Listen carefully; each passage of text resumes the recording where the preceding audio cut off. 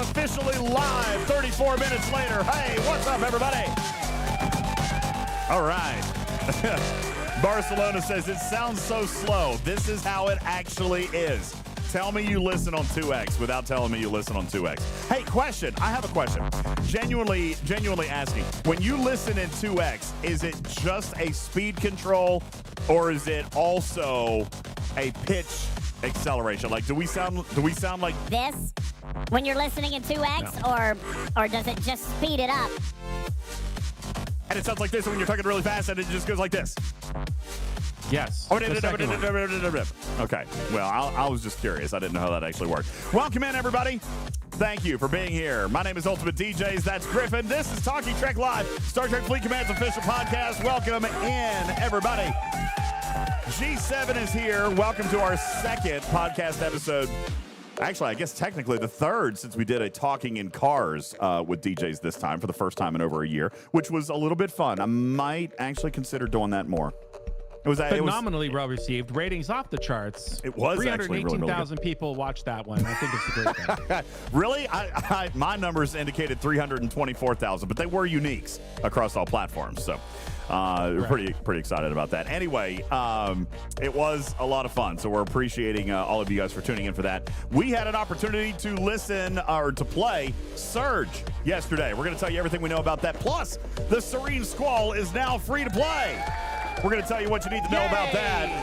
And just because Dragon Keeper is in the audience, Tarpy, we have decided to officially scratch all of our plans in talking about the Dauntless. We won't be doing that today. All right. That's trash. Yeah, that's we're not going to do it. Wait. Why? What's the Dauntless? Yeah, Didn't we put that in the same bucket as the Lorca, some guy named Lorca, I don't know. Yeah. Perhaps you guys can sway our decision. Talking Trek server sound off. You guys go ahead and punch it up. Tarpy on 30. Iron Chef on server 14. Sherlock Holmes on 27. Thank you. Benny Hills Ghost on 42. Jux on 187. What's going on? Papa Smurf on 61. Thank you. Penfold on 137. Jans on 156. Rad on server 131. Rico says, I don't have a server. I just listen to you on 1.5x. Thank you. Anubis on 201. Enterprise on 30. Woody on 15. Bender the Robot on 51. LASIK on 702. Wilson 36. Captain Taylor 27. List goes on. Thank you guys so very much. Appreciate you guys all being here. Welcome in. What's up? Appreciate everybody. Happy Sunday. Happy G7 for those of you who are involved in that whole mess of shenanigans up there. I got to be honest with you. Just let me just kind of go round the horn here. Tarpy, I'm going to ping you on this too because I know you got your ears in a lot of places. Griffin, I'm going to ask you. Chat, I want to hear from you. Just first 3 minutes of the show. How you guys feeling about G7? I got to be honest with you. I'm not as upset as I thought I would be. I love it. What's not to, the bugs are kind of worked out. The nodes are working for mining. The economy's not that bad. There's a fun storyline mission to explore, which I have a back button to read. Yes. The events are working out for me pretty well, so I love it. So most of what you just said is inaccurate. However, what? Well, the economy is challenging, all right, as it was intended to be. Most of the bugs are still not worked out. But they are minor bugs. I'm actually going to go with minor bugs on this. You know, we've got a couple of issues with dailies. We got a couple of issues with because the daily the mini miners events. Are bugged?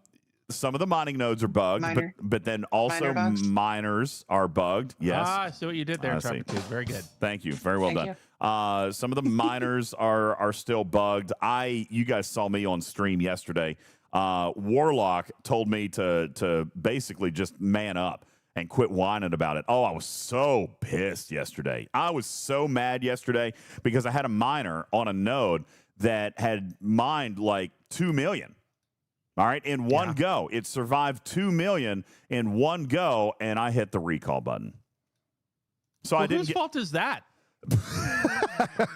Well, I didn't get my daily done because I pressed the recall button instead of hopping off the node first. So just in case anybody doesn't know what we're talking about, if you are in G7 space, it will not count towards your mining dailies if you recall from the node. They are aware. They're working on fixing it. But you Didn't got you to get your hop off copy the of the node first. G7 operational checklist in the mail when you graduated to G7? It's right there. It's paragraph 13, line 6. Make sure that you take your miner off the node before recalling to your starbase, or you won't get credit for your points. Read the manual, dude. I should have. Mine must have gotten lost in the mail. Probably because they didn't expect the 10th worst player in STFC history to actually make the ascension to G7. So not to be disrespectful, but if I were Scopely, I'm not spending the extra $20 on FedEx overnighting you a copy of these rules. No, I wouldn't think you'd be there. I wasn't supposed to be there. Jay says 10th worst. You moved up. Thanks, Jace. Appreciate that. Thank you. Yeah, Benny Hill says, my God is probably still in the office sitting right next to Mantis Comp. All right, I like that. Yes. Okay. I like it. That's right. Right under it. Right. They're in the same little area there. Okay. So, yeah, silly stuff there. All right. Can you excuse me for 1 second? I'm so sorry. I have to interrupt the show. Noah says, send me money for pizza. So if you don't care, I'm just going to have to, this child. I mean, he did say, oh no. Please. Okay. You know what? I have a problem. Guys. And this is a real problem. Okay. First of all, see, Cash App has limits. Okay. Cash App has limits. And I didn't realize the other day that Cash App had limits until I got this message and realized that I couldn't send him any money.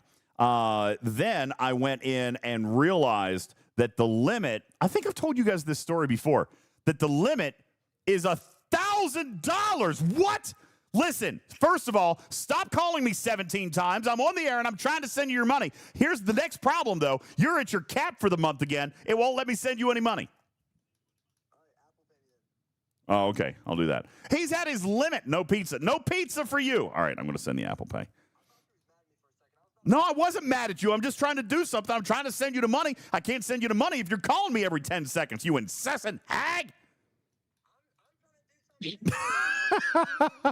LASIK says, did he get 1,000 this month? Why are you sending your kid $1,000 in the first place? Okay, you skip by a very important story point. I know. I don't know how I've sent him $1,000 this month. I'm going to have to audit. I'm going to have to audit his account. Now, granted, there was homecoming, right? There was homecoming this week or this month. And so, there was a homecoming and there was a lot of food and tickets and dinner, so, but what? How did we hit the $1,000 limit? That's unbelievable to me. We're gonna have to more importantly, do an why audit. is he pestering you for even more money after having already received $1,000 in the first 12 days of the month, mind you? It's not Halloween. Well, it's October the 12th.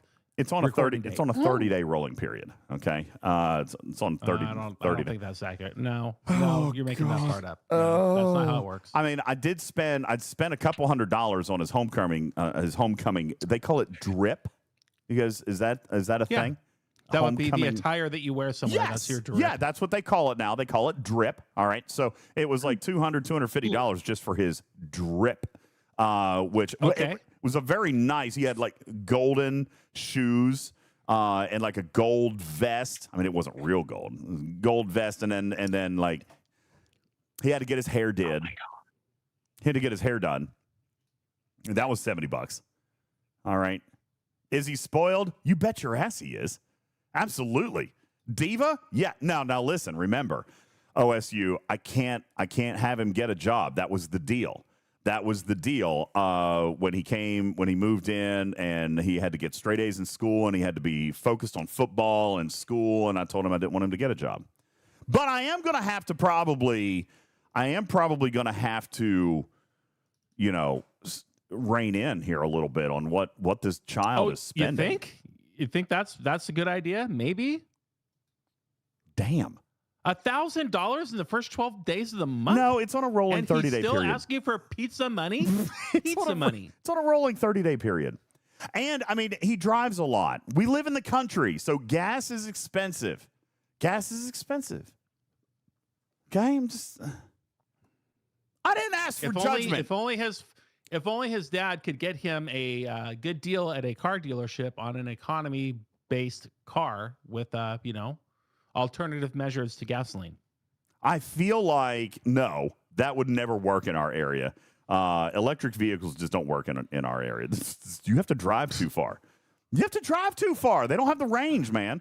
I think I've told you guys this story. At one time, Mrs. Boss had me demo a brand new Ford Lightning. Okay, I demoed a brand new Ford Lightning. Amazing truck, great truck. Okay, love it. It would not last a round trip for me to get home and back to work. I would have to drive it home. I'd have to charge it here at the house, and then I'd have to drive it to work, and then I would have to charge it at work because if I didn't, I couldn't make it home. Like, there was just not enough range for me to get home and get back. This is silliness. Was this an F-150 Lightning? Yes. Retrieving says, you live 100 miles away? Close. I'm about 80 miles away. And it's very tumultuous terrain. All right, so lots of mountains. Yeah, I live on top of a mountain. There's all those power line towers and hills that you got to crescendo over. And yep, uphill both ways, all the way. So anyway, can we talk about important things? I didn't even mean for this to be a thing. I should never have told you guys that. Now I'm embarrassed. You started it. I mean, Ripnotized says my kid gets $12 a week. Well, again, I also do sometimes. I do sometimes give him the grocery money. Like I'll send him to the grocery store to pick it up. That counts, right? That counts. And I'm sure I've had him pick up something for me at some point or another. They probably cost like $600 or $700. I don't remember, but I'm gonna figure it out. I'm gonna audit his account. I'm gonna go through and check about everything. Narrator. He never figured it out. Hey, Dr. Jason, welcome in. Appreciate the follow. Welcome into the litter box. Grungandola, thank you for the resub. Robin likes Harleys. Thank you for the resub. Sir Tail, thank you for the resub. Woody, thank you for dropping 5 gifted. Tony Pine, thank you for the bits. Dozer, appreciate the follow. Virtual Army, thank you for the resub today. Blaze Gator, thank you for the follow. Appreciate it. Guys, welcome into the show. Today, we're going to be talking about Surge, at least that we're going to be talking in the first part of the show about Surge. We had an opportunity to play test this a great deal yesterday. And interestingly, there were some pros and cons that we found about it, Tarpy. I know you were there for all of it. Griffin now has the capability of playing Surge, but is the only member of his alliance that can start a Surge, so they have not coordinated a start time on that yet. All right. But what we are going to work on here is trying to justify the effort here, okay? And I've got a couple of talking points that I'm going to present. I know that people are going to come at me for this today, Tarpy, but I think that my opinion is not the most popular out there. Cyberdemon says, I'm not impressed. And as a lot of the community is actually echoing that sentiment, I am actually considering a different perspective. And I'm not sure why I'm looking at this different perspective, but it is a perspective that I have, and one that I think a few players out there are honestly, like, I might be speaking in the minority for sure, but there is a perspective here on these new assaults, Surge, that actually ties into some really strong rewards as a G7 player. Irish Kev, thank you for the follow. Appreciate that very much. So let's talk about that. Let's go through the step by step. First of all, you've got Surge, okay? Surge is in an area of space right over near your territories, okay? The purple line's kind of northwest of your territory space, okay? For those of you watching in podcast or listening in podcast, that's where you can find it. If you're watching, it was not. That was intentional scaling. If you are watching in the audience, then you can see the purple space over here, right to the northwest of your territories. Now, the problem with this particular space is that it indeed costs a currency to get into the system. What is weird about this, Griffin, is that I find that this mechanic is double gated, okay? And this is the first thing that I don't like about it. First of all, you're gated by entry tokens. These are called Fault Shards. They cost 100 Fault Shards just to get into the system. Now, by the way, everybody in the game is earning these. Okay? Everybody in the game is earning these whatever tokens, Fault Shards. And just in case you don't know where they are in your gift section right here. Fault Shards, okay? And there's a cap of 200, which is also weird. Oh, boo to that. What? There's a cap of 200, and you earn 200 in a day. So basically, you've got to use them every day, which is actually completely contraindicative of how Surge is meant to be played. Okay? So first thing that I'm going to hint at for you guys here is try to work this clock. All right? You can hold 200, but you can get 300. All right? Cyber Demon says it costs 100 per ship, and you can use 2 ships. Yeah, I get that. You can actually use 3 ships. I'm going to advise that you guys need to work your clock on this. All right? In other words, spend down to 100, claim 200, that gets you a 300, and then wait until the next day or the next time that you guys run these so that you can spend the tokens as you go in and then have your daily 200 waiting for you. So you could actually use up to 500 in a day. Tiberius says it's to stop you from bringing your whole fleet.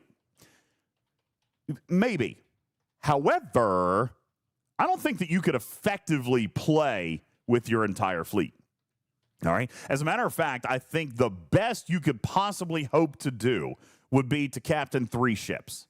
All right. 1 with the Dauntless ability and its Seek and Destroy ability, which, by the way, worked remarkable yesterday.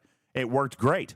All right. Was actually almost, if not more efficient than I was as a manual player. So Dauntless working great. By the way, my Dauntless is only a tier 4. And it was able to kill up to the level 55s. Once the 60s came out, it was going to die. All right? So what I did is I actually deactivated my Seek and Destroy. Now, that is also a small Dauntless issue. As we pointed out yesterday, the Dauntless Seek and Destroy, if you've got a high enough Dauntless, your Seek and Destroy could actually last multiple runs. The Surge only lasts 3 minutes. Now, here's the key here. When you organize this with your alliance, do not leave when it's over. Do not leave when it's over. Let me say it one more time. Do not leave when the Surge is over. Stay there, all right? Because you do only have a few of these entry tokens, the Fault Shards, all right? But you don't have to leave. As a matter of fact, when you get in there, you're going to run, all right? You're going to get in there, and someone's going to start one. You're just going to go. If you activate your Dauntless, then it's going to go, okay? There's a 60-second warm-up time. You can start your Dauntless when the Surge actually starts. But then, if you've got another start, if you've got another player who's going to run another Surge, have them start that pretty much right as soon as the first one ends. Don't stop your Dauntless. Let it continue to hunt those hostiles. And then you've got an automatic Dauntless that is continuing to go for the second Surge. Warlock says, DJz, I think you're exactly right. That's how Scopely expected us to play in them, is back to back to back to back. Bulk play. Absolutely. Yep. Bulk play. And these hostiles are easy, at least up to about 60. Then they start getting a little bit tricky for the lower tier Dauntlesses. I used a speed crew on... I used a speed crew on my Borg Cube. That worked fine. I saw some other people using speed on relativities. That worked great. I saw some people using speed on revenants. That worked great. And no, I'm not talking about multiple. Oh, you're talking about alliances with multiple G7s. Well, they can hold. There's not a cap on the number of directive starts, shiz. So you could have one player like Shelby. Shout out Shelby, who told me last night, I want more starts. As a matter of fact, Shelby was just over the moon with Surge last night. He actually bought the pack so that he could run more Surge for his alliance. He loved it. Okay? Now he's even more motivated to go and do the dailies because he wants to get in on Surge. Now, that begs the question, why? Right? Which we're going to talk about the rewards coming up in just a second. The rewards are vastly different for 71 plus versus 70 and down. And if you are a 70 and down player, I'm going to, my personal, until we get around to talking about this, hold it. Don't spend it. Don't spend it. All right? Because it's kind of garbo rewards if you're below 70. All right? That's right, Balabom. It's all about the purple research goo that starts at 71. And I'm here to tell you, just in my layman's terms, guys, this is another premium mirror dust tree to the second or third power. This is a monstrosity of a research tree for G7, which makes sense because the G7 hostiles are kicking our asses. All right? They are big time. Incredibly In fact, difficult. My tier 12 vengeance is still getting killed by 74s. I mean, these hostiles are insane. This new research tree is vital for G7 progression. The great thing about it is that it's very, very valuable. Very, very valuable research. And it is grindable by the purest definition. It's going to be slow, but the purest definition of the word, it's a grindable research tree. And the fact that we ran so many of them yesterday back to back showed exactly, Balabom, you're 100% right, how this is supposed to work. Now, Matt says, speed on my cube, it wouldn't move. Here's the thing. It is actually moving. You just can't see it because, again, the speed on your cube issue has not been fixed. Scopely has yet to fix this annoying, incessant, ridiculous problem that is now approaching 4 years old in this game, alongside another research that has conveniently been left unrepaired for closer to 5 years now because, it would actually be beneficial for the players. So why worry about shield recycling? Scopely, I'm going to say this as politely as I can. Get off your rear ends and fix this damn research. All right? I cannot say it enough. Shield recycling, there is absolutely no excuse. I want this clipped and sent. There is zero excuse for shield recycling not to be working. It's been 5 years. And now it is actually relevant in the game. Give me what I paid for 5 years ago. It works for the Titan. It works for the Mantis. It works for every other boost you've got in the game except for shield recycling on the Cerritos. Fix it, please. This is old-ass content. JB says, what is shield recycling? Yeah, but it's so old that a lot of us have forgotten about it. And amazing that it would actually come in handy these days, JB. Amazing. That being said, speed crew on a Borg ship is also still broken. Now, hypodermics, no, that is not what I'm saying. You're saying, hypodermic says, you're saying anyone below 70 should not join surges? Not at all. I'm saying that you should 100% and start banking this currency. But there's also a moral reason. There's a moral reason that you want to do that. Okay? And I'm gonna circle around to that here in just a moment. Anyway, you've got the fault shards. You go in. Don't leave. Once you get in there with 1 or 2 ships with good crews, probably speed, depending on the size of your ship and depending on your ops level, you're going to leave them in there. You're going to stay in your alliance chat. You're going to run as many of these as you possibly can. Every 71 plus player should drain their banks while they've got everybody in there. Okay?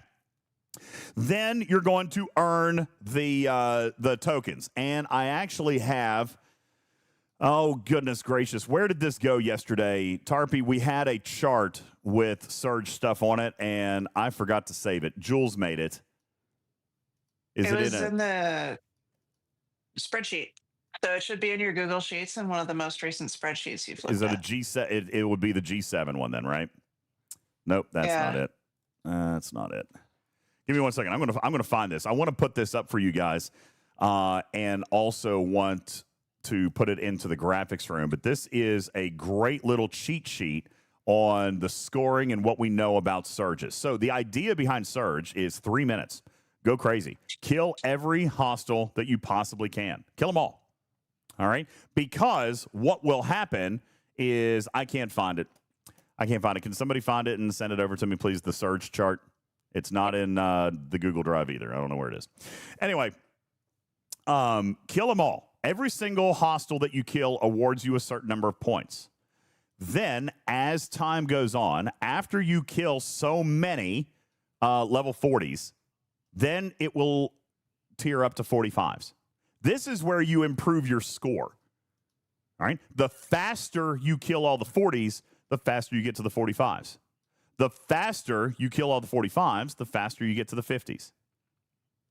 The faster you kill all these, the higher your point score. And then at the very end, your point score is basically dropped into a bucket. Tier 1, 2, 3, 4, all the way through 15. All right? And your rewards are based on the tier that you finish it in. So yesterday, almost every single one that I finished was either tier 4 or tier 5. I earned anywhere between 75 and 100 of those little charts every single time that we went in. All right, which I found to be pretty good until I saw a screenshot from a higher level player the other day who got like tier 7 on one, which was stupidly impressive. Oh, really? Yeah, wow, that was very impressive. Let me see if I can find it. Oh, no, it might have been tier 6. It's tier 6. They got a tier 6. So they got 125 of those credits. All right, but that's the idea, Vic. Faster, cleaner, more efficient. Keep going. I just want to articulate for those of you listening at home trying to follow along, because we're talking about research trees and research, et cetera. There are a couple trees that came out in the month of October 2025 that we're discussing. Specifically, participating into these surges gets you a currency called the primordial. What is it, DJz? Primordial. I'm going with primordial ooze. Plasma. The ooze. I like so we're ooze. looking for primordial plasma. Now, primordial plasma is spent in the combat research tree. We're not talking about the research tree that was expanded upon in the aggregation section. So this research is specifically in the combat tree. The very first unlock to unlock this new tier of research at the end of the combat tree requires 4,000 of the primordial plasma. And that's why you want to participate and do well in these particular surges. Now, does it make sense for you to be excited about it if, as Halder says, well, what, 3 years from now I'm going to need this stuff? We don't know that. You don't know that. And it's something that everybody will benefit from having and being able to unlock. So this is worthwhile no matter where you are in the game at this point. Either you're banking it up or you're progressing into this new content. But the actual researches, as I'm sure we'll cover at a later show, are absolutely fantastic, and that's why primordial plasma is something to definitely add to your bank. Right, DJ? Now, I agree. Now, for players like Howdy are saying, I don't need it, and I'm not going to get there. What's the point in me playing? This is the moral thing that we were talking about yesterday, and it involves a little bit of a selfish perspective by a lot of players out there, which is why it's going to be unpopular. No one ever wants to admit that they're being a selfish jerk. But I'm going to be the first to admit it. A lot of times we look at event rewards and we're saying, it's not worth it to me. It's not worth it to me. What's in it for me? On the other hand, for the last several years, many of us have coined a term, riding whale tail. All right. I mean, how many of you guys have ridden whale tail before? They have actually developed a mechanic, and a lot of the VIP that I've spoken to have actually kind of shared this perspective. We have ridden whale tail, and I say we, me included. I'm a squishy player. I am a low-level player. I happen to be at a decent ops right now, but I'm still very weak. I still rely on the support of my team in a lot of things. Okay? So all that time, I've asked them to anchor Armadas.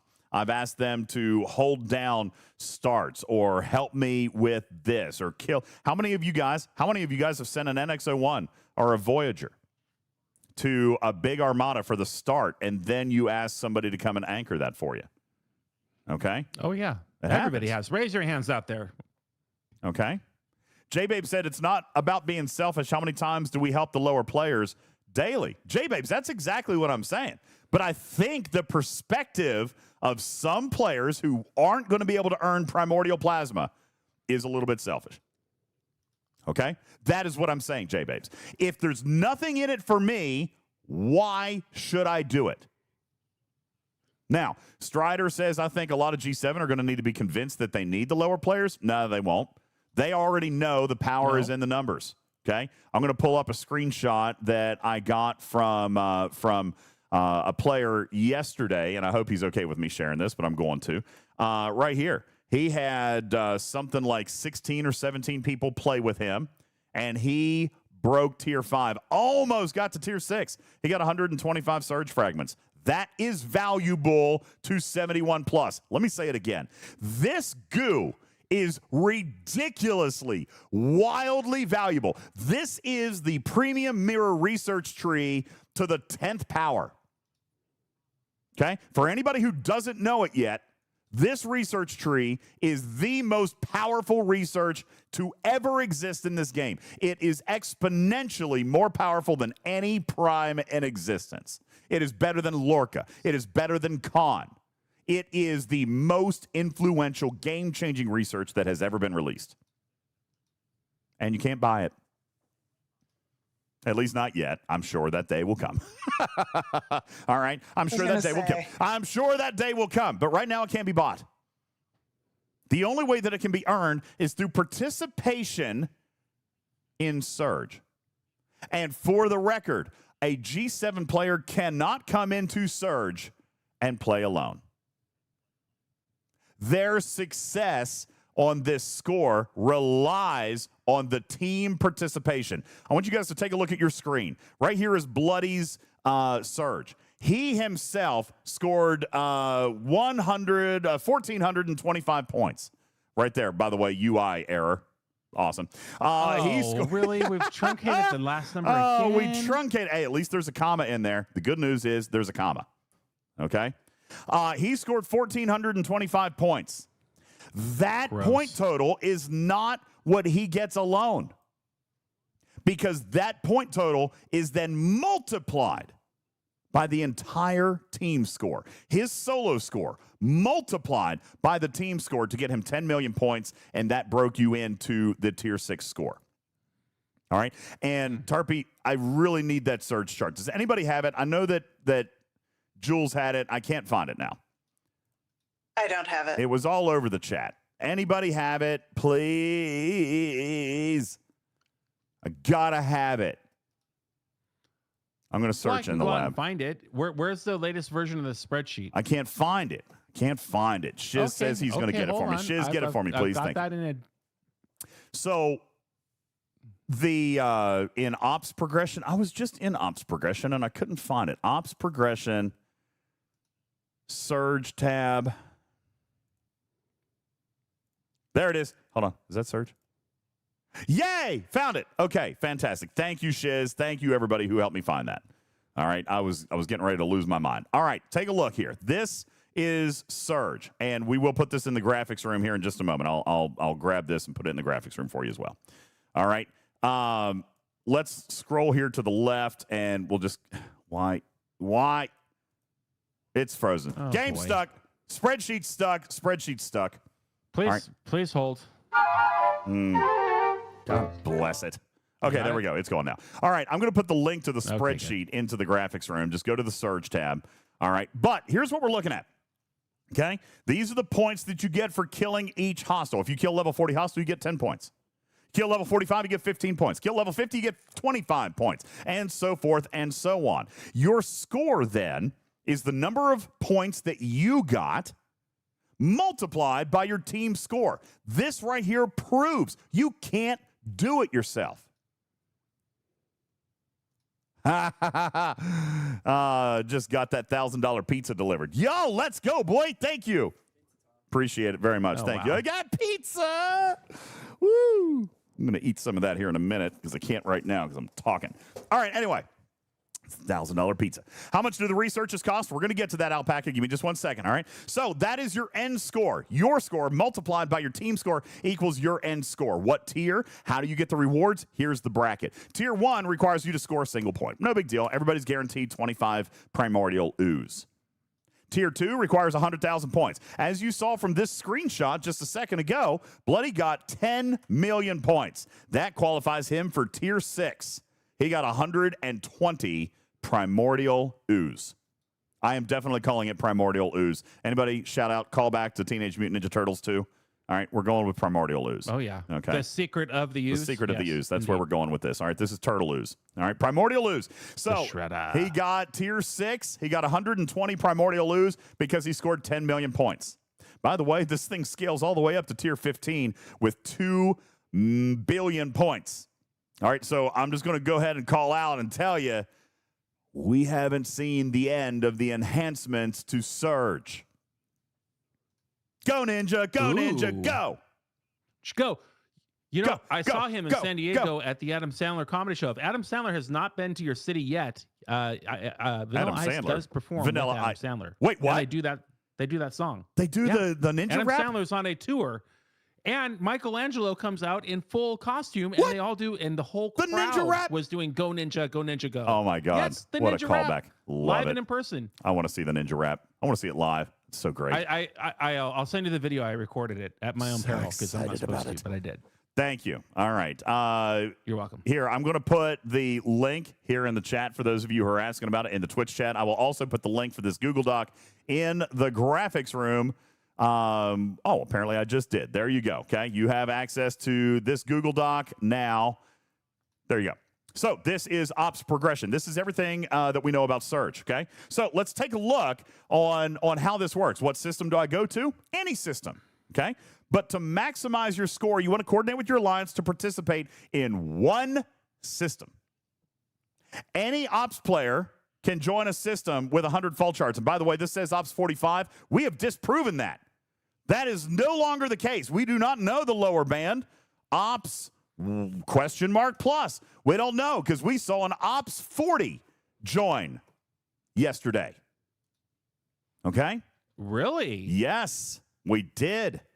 I have not seen a 39 in there yet, but we're going to need an alliance who's got lower level players. All right. Jakers Gray said we had a 36 come in. Now, here's the danger with that. If they come in, they have to be able to kill 40s, 45s, 50s. Okay? As an Ops 36, it might be challenging for them to hit some of these hostiles. And you got to remember, they're limited by the number of Fault Shards for entry into the system. So it may be that they come out and they help you with the 40s and the 45s, but then they have to sit back. Then they have to sit back and wait for the next one to start because you don't necessarily want them to die. You want them to stay there and do as much as they can in every single wave, but then hold back. You do not want them to die. Okay? Why not? Because they are vital to helping you kill as many hostiles as possible to get to the group score. They can't kill any if they're dead, and if they're out of Fault Shards, they can't get back in. Oh, okay. Got it. So as long as you kill at least one hostile, your score will count. You'll be rewarded at the end.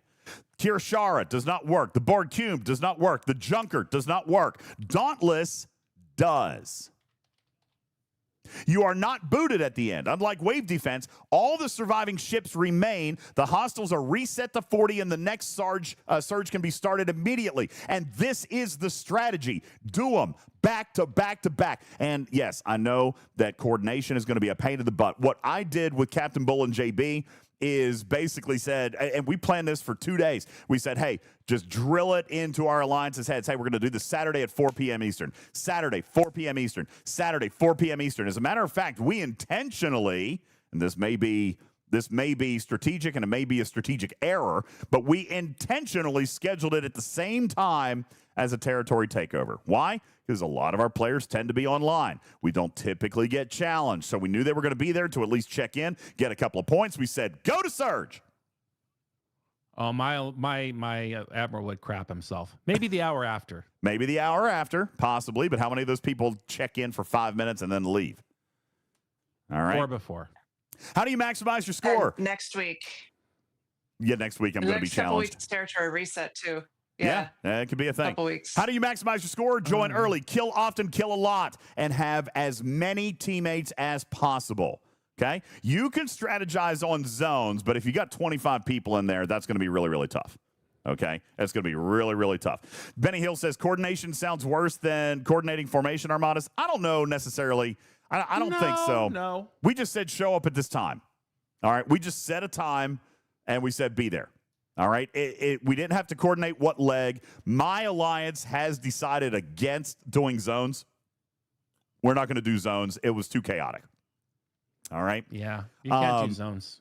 So, yeah, zones are not going to work. And so, really, it's not as bad as formations. You don't have to direct who's the starter, who's running what crew is downline, what leg you got to be in, what ability you got to run, in relation to the formation armadas, the Krenim formation armadas. No, it's just show up. It's just come in. Just kill reds.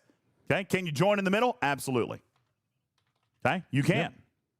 So, for 71 plus, what do you get? Those are the Primordial Ooze shards. Okay?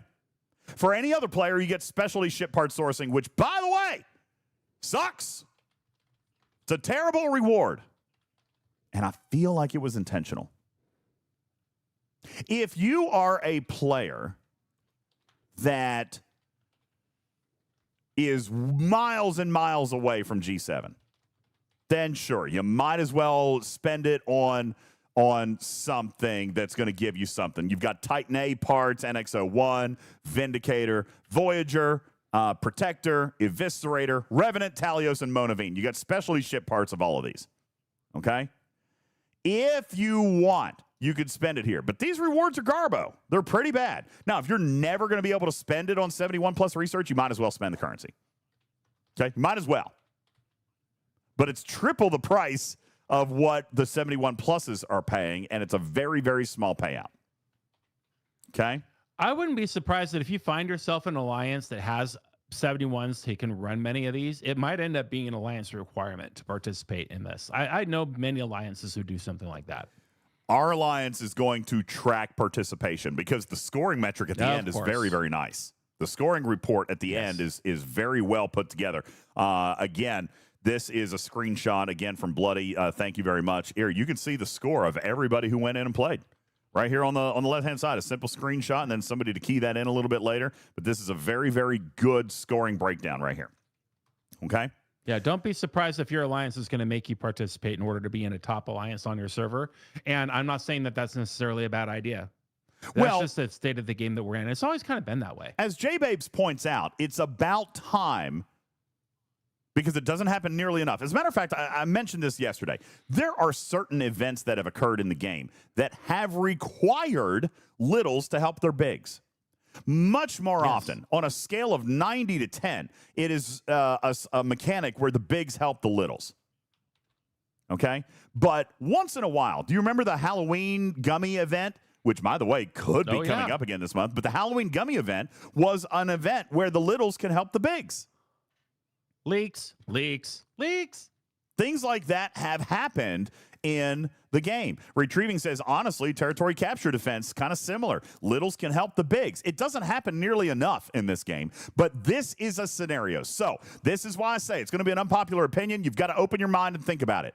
This is a chance for you guys as littles to spend 3 minutes of your busy day to help your bigs. And maybe it ends up being 15 minutes. Is it not worth it? Is it not worth it to say thank you to your bigs, to help them get a larger score? Because I'm going to show you this research here in just a second. I'm going to tell you why it matters to level 71s. Okay? Okay. Let's take a look at this research, because this research is insane in the membrane. It is in your combat tree, and if you are up 71 plus, it is all the way down here. Now, there are a couple of prerequisites, and those prerequisites are somewhat steep. We'll talk about that here in just a moment, but first research is called surge damage. Now, let me be clear. These 4 columns all have surge in the name. Let me be the first to reassure you that none of these 9 researches are exclusively to surge. Okay? None of them are. They are generic boost everywhere in the game. For example, node number 1, increasing base damage for G6 plus ships. Level 1 is 3,000%. Level 10... What? That's level 1? Level 10 is 15,000%.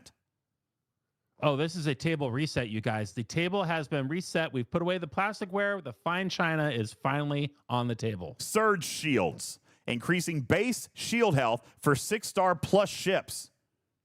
Level 1, 3,000%. Level 10, 20,000%. Have we not identified the most important metric in killing G7 hostiles is shields? Well, here you go. Surge, hull plating, level 1, 3,000%. Level 10, 20,000%. Wow. Surge, isolytic defense, is increasing isolytic defense for all 6-star plus ships. Isolytic defense starts at level 1 at 100%, gets to 1,000% at level 10. Admittedly, this one may be slightly less powerful than some of the others, but hey, we are singing the praises of Joachim right now.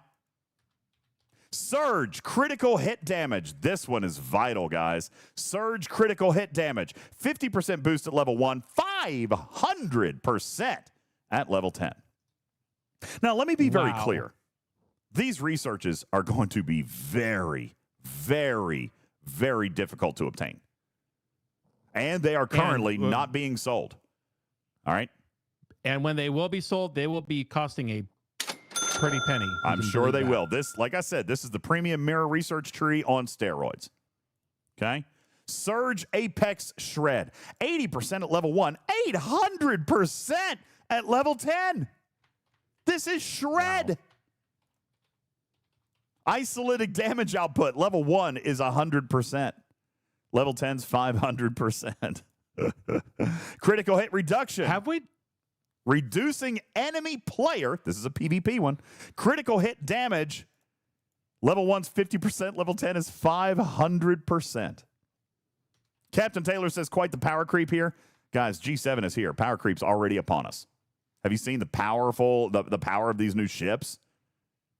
Oh, the hostiles have already crept. The creep is here. And they crept their power before they even told you they were doing it. Yeah, the creep is here. And actually, there's so much creep here that it's actually a good thing.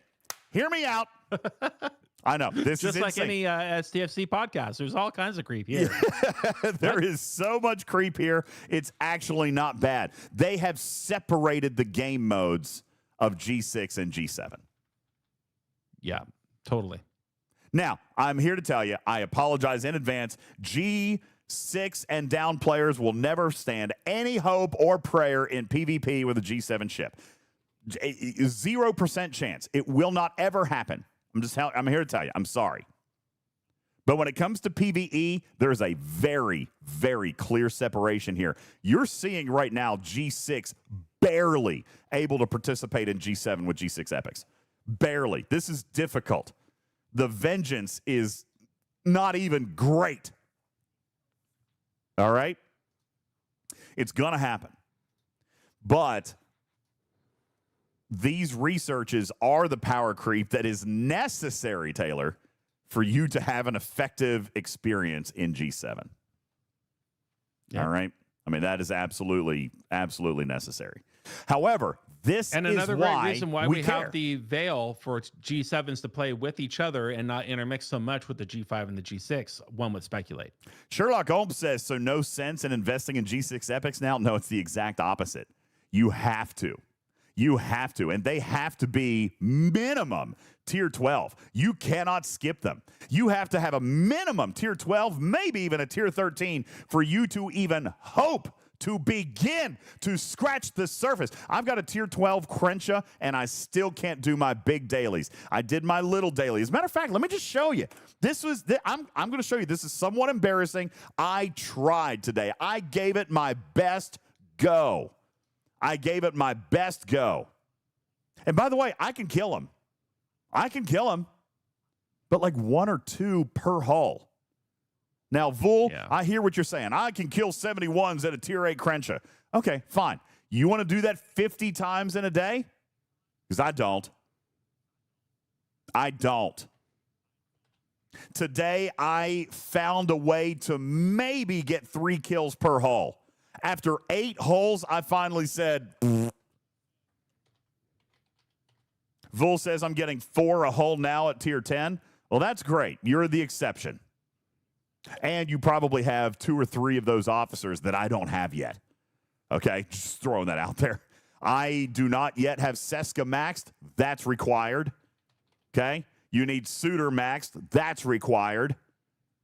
Okay?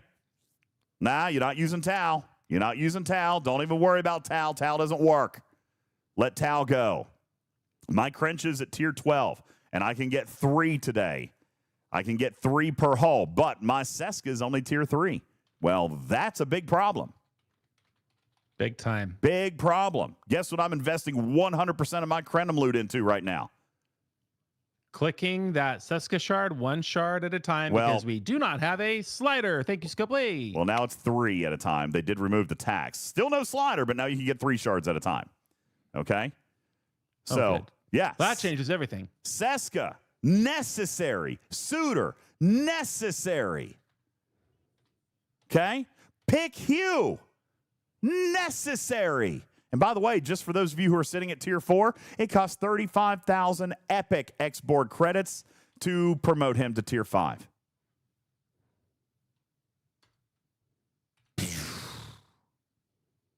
Now, Skippy says, DJz, my tier 13 Crench is killing 11 71s per hull. I'm going to imagine that, again, you've got a better situation in officers that I'm saying. Pick Hue, necessary, tier 5, max. Suitor needs to be technically only needs to be tier 4, but tier 5 is helpful. Seska has to be a tier 5. Ooh, that's a tough one. Popo says, I'm glad you guys are working this out now. Now I know where to spend my currency. Here to tell you, I let those officers go. I let them go. I'm regretting it today. Here is what I was able to do. Because I love Voyager, and I'm thanking God every day that I hit them on the first time around. Yeah. I was able to kill 3 per hull. 8 hulls in, I said, done. I got my little daily done. It's just not cost effective. It's not cost effective to me. I got to wait. Can't do it. Okay. I'm being asked how my Vengeance is doing. A tier 12 almost Vengeance. I'm getting 174 hostile with the best possible crew. I'm getting 5 or 6 73s with the best possible crew. That's a tier 11, nearly tier 12 Vengeance. Maybe by tier 13, I'll be hitting those 74s, but I'm telling you guys, it is a different game. New grade, new rules, new strategy, and new power table. New officers, which is awesome, by the way. Yes, it is. Awesome. Now, great point, DJz. Retrieving says you don't need to do the big daily to get the surge starts. Yes, that's the key. That's why I'm so aggravated. I've got to get there. Your surge starts are right here. 25 Veil shards inside Hostile Harbinger. Kill 50 level 71s. 50 level 71s. That's going to cost me approximately 20 hulls. Wow. I'm just not there yet. Wow. It's not enough time. I'm just not there yet, guys. I'm not there yet. All right, Retrieving says I'm squishy. You know. Okay. You can buy starts too, but we're not even going to talk about that. Oh. We're not even going to talk about that. Okay. Have you clicked on that button, Benny Hill's Ghost, to see how much a $99 pack will get you? How many, if you have looked, how many starts do you think $99 will get you in this game? Keeping in mind, like a FKR Epic, what do you get? Like 5 starts on an FKR Epic, right, DJz? How many starts do you think you get? That's right, everybody. 1. You get 1 start. And it's like we should thank them for that 1. It's like, what? That economy is cray-cray right now. Crazy. Yeah. Well, and here, why do you think that is? That is how they're selling the researches, Captain Taylor says. You're exactly right. Look at what it's giving you. It is valuable. Kaboom says, what a ripoff. Is it? These researches are exponentially. It's just how they value. These researches are exponentially more powerful than primes. All right? Aries says they're hoping the whales will whale out. Well, I got a message for the whales. I don't think that I would do that. You're earning this ooze every single day. You've got to just by way be of patient. completing your max dailies. Completing your dailies. Complete your dailies. Well, and that doesn't necessarily get you the ooze. Except the dailies are really freaking hard. That gets you the starts to earn potentially the ooze. Well, that's just it. Shiz says, whales, be patient. That would be in their best interest, wouldn't it? If they want to spend on it, obviously they can. I had a whale yesterday tell me, hey, I want more of those packs. By the way, the Veil Shards are one start for $100. It's limit 2. He bought them and wants more. Yeah. Why? Why? Because the research is that potent. The research. It really is a race to the top for this research. The research is insane. So, yeah, that's their monetization drive. As a matter of fact, there's several whales who say that one start for $100 is 1,000% worth it for the research that you're getting. Now, I don't know if I agree with that particular value perspective, okay? But I appreciate that that's what he wants to do. The research. It depends on how much of the ooze you're pulling out of the Wavetown thingy before you blow up. And thus, it could be very much worth it. Well, and that's why the number of players that participate is absolutely crucial. So I circle all the way back. Oh, man. I circle all the way back. Littles, why would you want to play? Because it's the right thing to do for your bigs. They have spent years supporting you, anchoring you, bringing you up with alliance rewards. All right, why do people want to be in the top alliances? For rewards. Formation Armadas. Regular Armadas. Loot. They'll let you send a Voyager or an NX-01, and then they'll anchor it down so you can get the starter chest. Why should you want to help your whales? I don't know. Ask yourself that question. Zednek says, LOL. Well, you know what? I hope your whales aren't listening. You know? How are the littles going to play with limited starts? Sugar Red, they can't start. That's just it. 70 and down cannot start. All they can do is show up. All they can do is show up and kill. Well, this is the major point of confusion, DJs, with this mechanic is there's a difference between getting there and actually starting a surge. That's right. That's why I said it's double gated. Okay, it's double gated. You are getting free entries to get in this system. These Fault Shards, absolutely free. You can get them every single day, okay? But Veil Shards are what it costs to start them, and they're only available for 71 plus. Correct. Okay? So, Sugar Red says max 2 show-ups a day. Well, our team is not going to try to do them every single day. Our team is looking at 1 or 2 days a week where we're going to get together and run 5 to 6 of them at once. That's the strategy we're going to start with. Is that right? I don't know. Is it wrong? Possibly. That is what we are going to start with.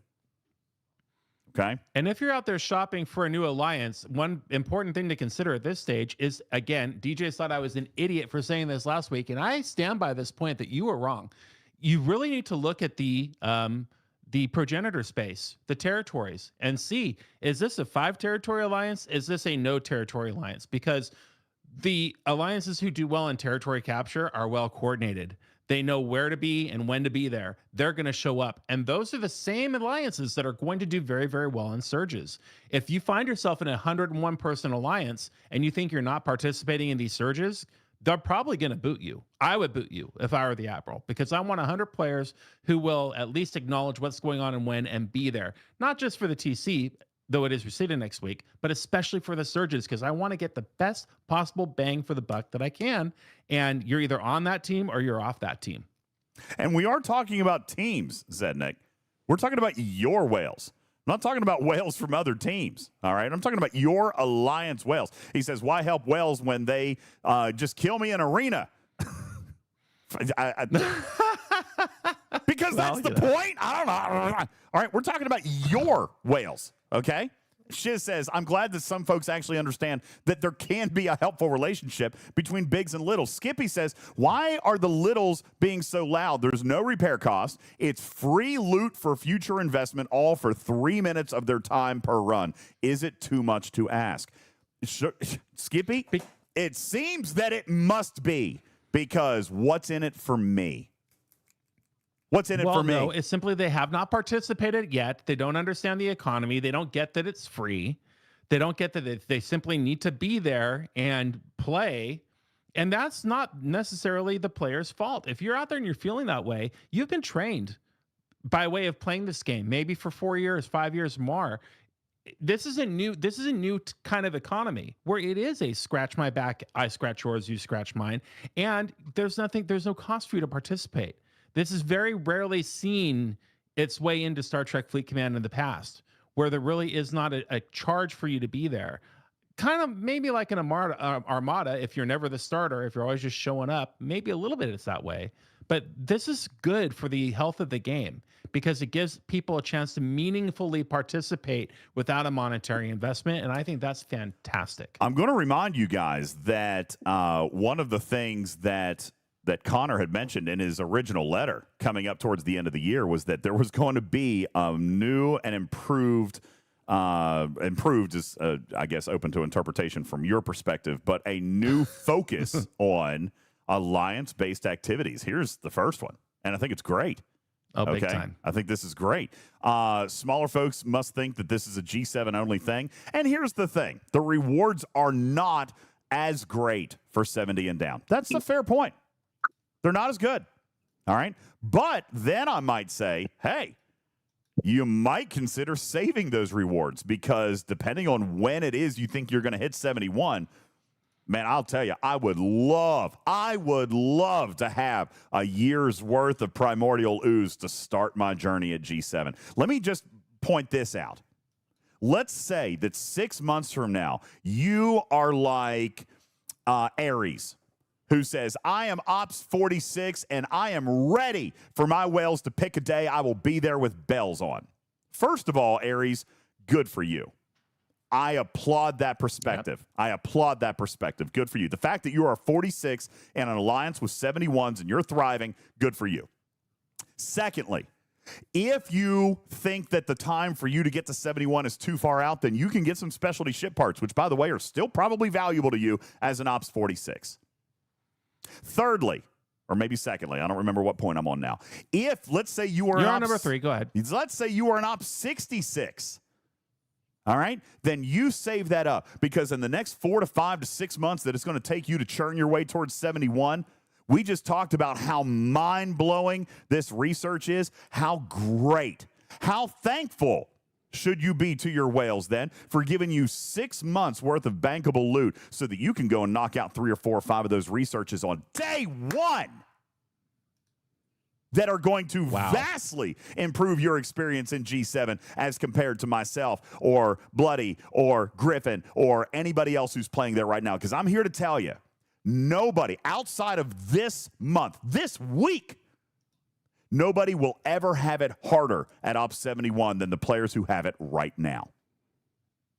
If you are a player that is earning Primordial Ooze right now as a benefit of being in an alliance with a G7 player, you will never experience the difficulty of G7 like that player is right now. Magu says, do less than 71 have the claim for research particles? No, they don't, but they can bank their goo. They can earn the rewards, okay? They can earn the surge tokens or whatever they're called. And then when they hit 71, they can start banking up that ooze. It has a cooldown. You're right. It does have a cooldown. I would still love to be able to come in and do quadruple pulls every 24 hours for the first week and knock out research at a rate that we can't even think about. Last night, Lost In told me that it was going to take 10, let's see, how many days? 7 or 8 days of max pulls to do the first level of research. Yep. How nice would it be for you guys to be able to... 4,000 is a big number. How nice would it be for you guys to be able to knock all that stuff out in the first week? Skippy says, hence my comment about future investment for sub-71s right now. They have done such... This has been thought out. And I'm not trying to praise Scopely for this, but this is good design. All right? And there are rewards in Surge for sub-71 players. Okay, Bagu says it costs $4,000. You get $500 for one pull. So would I like to come in and do 2 days of max pulls and start to get a research that I couldn't get for 10 days? Now, a free-to-play level 40 it's going to be a long time before they see value in the research. So take the specialty ship parts. Take the specialty ship parts. At least it's something. And what you're actually getting/giving is more than Scopely can actually do. You are showing moral support to the people who have anchored your alliance for years. Guys, this is what it's about. You got to get this me mentality out of your head. This is a team sport as much as we have ever seen come out of Scopely. This is going back to the days of when cow actually mattered. This is going back to the days when territory capture actually mattered. Wow. DJ. You know, that's not the first time I've heard you say that, DJz. And that's why I think I'm putting a finger on what I really, really like about G7 so far is that I think that it, in many ways, has hearkened back the good memories of the first 3 years of this game and brought them into the current generation. What I really liked about the game in the first half of its life seems to be reemerging again. And I think that that's one of the major draws for me. Sure. You know, one of the things, I just saw this in the chat. I like this, Sin of the Dark. If you wanted, Scopely, if you wanted to not rely on the good feels of alliances and teams, you know what you could throw in those specialty ship parts things? Throw in a badge redeem. Then nobody complains at all. then nobody's going to complain. Or speed ups. Throw in some speed ups. Then maybe people won't complain. I mean, I do agree that the sub 71 rewards are weak. I agree. They're not good. So that's why I'm encouraging you to look beyond that. I am encouraging you to look at the benefit of your team. Look at the benefit. And as Retrieving points out, and let me just point out, Retrieving and I don't agree on everything a lot. Okay? Retrieving and I only agree about 20% of the time, so this is freaking me out a little bit. All right. He says, DJz, there is still me benefit, though. You are investing in yourself to make your entry into G7 inordinately easier when that day comes. And he is exactly right. Absolutely. Bingo. Yes. So just throwing that out there. I think that they can do some better on rewards for 70 down. I do agree with that. But for now, until they do, you need to look at why does it matter anyway? Your whales are counting on you. Go ahead, Putz. I would posit that the rewards for sub 70 is actually better than the rewards for your whales when they have to go and help you. Interesting. Sure. I mean, that's 1,000% right. All of the armadas that they go and help you with, they have way more loot than would ever expend, and all you're doing is wasting their time. At the very least with this, you get a little bit of a taste. You get something, even if it is something in the future, where and you get to help your whales, which is like, you know, a blue moon on top of a blue moon. Doesn't ever hardly happen. And for anybody that says, oh, there's nothing in me, they need to sit down and be wrong. Whoa, look at him go. Skippy says whales carry wave defense. Whales carry max level formations. Whales carry max level group armadas. Whales buy packs and give everyone else freebies. Now is an opportunity for the littles to spend 4 minutes per run. And really it's 3 minutes, but there is the 60-second warm-up. And just say thank you to their team's whales. All right. Have you thanked a whale lately? Where's that t-shirt? Have you thanked a whale lately? You know, we haven't talked about that a great deal. I still maintain, and I will maintain it even more now. As much as Zed says, oh, I don't like whales. They kill me all the time. You know what? The whales are the ones who pay for you to have a video game to play. All right. Really, truthfully, at the end of the day. Have you thanked a whale today? All right. I used to say this a lot more on the show than I have recently, and I am remiss for not pointing it out. But to the VIP community, the ones who are spending thousands of dollars on a Vengeance, for those who are spending thousands of dollars on G7, hey, thanks. Thanks. And yes, Hal dear, I mean that 1,000%. Personalities aside, all right, maybe you don't like the mentality of a whale, or maybe a whale picks on you, okay? I get that. That's frustrating. But you know what? Your $20 a month battle pass doesn't keep the game alive. All right? It's the $10,000 that Griffin spent on the Vengeance. I love you, buddy. You know, I'll have to check with my accountant, but I think you just gave me a really good deal on that vengeance. I don't know. All right. So I mean, the captain's chair alone cost $7,000. So unpopular opinion. Here I go. Okay. Whale friendly. DJ's chilling for the whales. No, but guys, recognize it for what it is. This is a way for the littles to turn around and support the players that have been supporting them for years and years. All right. Yeah. Rose says, which one of you guys is spending the $100,000 to get to 73? Not it. It's not $100,000 to get 73. It's going to be a lot. It's not even close to that. It's going to be a lot. Stop it. No, it's fine. Everything's fine. Everything's fine. Yeah. Not it. All right. How's that pizza box you're holding there, Griffin? Wait, how did you get my pizza? What? How'd you get my pizza? All right. No, Hellbot, he spent $7,000 on a toilet. That's even worse. $7,000 on a toilet. No, it's not. Don't knock it till you've tried it. Don't knock it till you flushed it. You can get the new miner at 71, says Red. That's right. You can get the new miner at 71. All right. Cyber Demon says it's $140,000 to buy the rep. See, okay, I'm gonna nip this in the bud right here. Okay, this is a ridiculous mentality. I don't know who comes up with these mathematical figures. This is the silliest thing. Okay, yes. If you bought all the packs necessary to do it today, sure, that's what it would be. Because I don't think that the rep packs have been updated to the point where they need to be. But I'm also fine with that because it requires engagement. Every single day we can earn hundreds of billions. I'm pretty sure it's like 140 or 180 billion rep a day just through dailies, not even including the hostiles that you're going to kill. All right. So every single day, and I've said this many, many times, I'm going to say it again. Every single day that you earn something from the game, it becomes cheaper to buy the rest of it. Okay.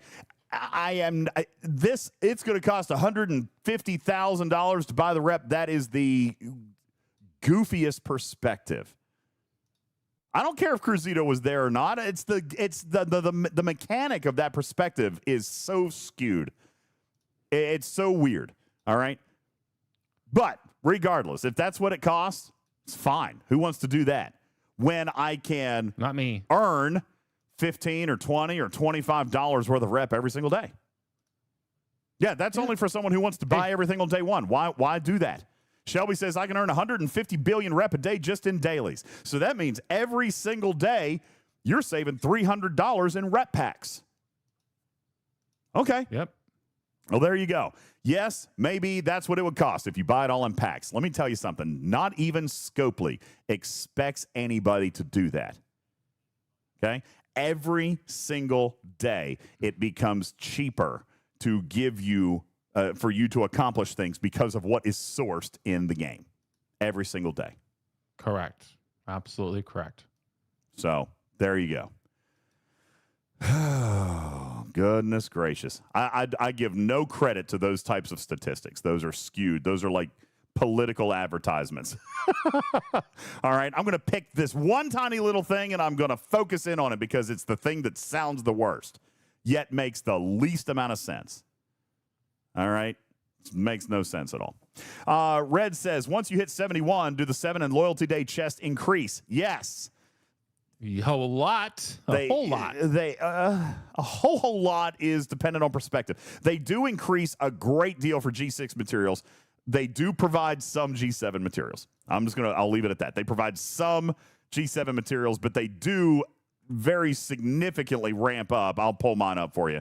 They very significantly ramp up on G6 material. So the 7-day chest, I'll just pull here for you. I am getting some 7-day stuff, but the 6-star stuff is pretty significant. They've added parts too, which is pretty significant. Okay, so I'm going to throw this. This, for example, is my 7-day chest. I'll throw it in the graphics room. Timestamp is 6:08 p.m. Eastern time. There you go.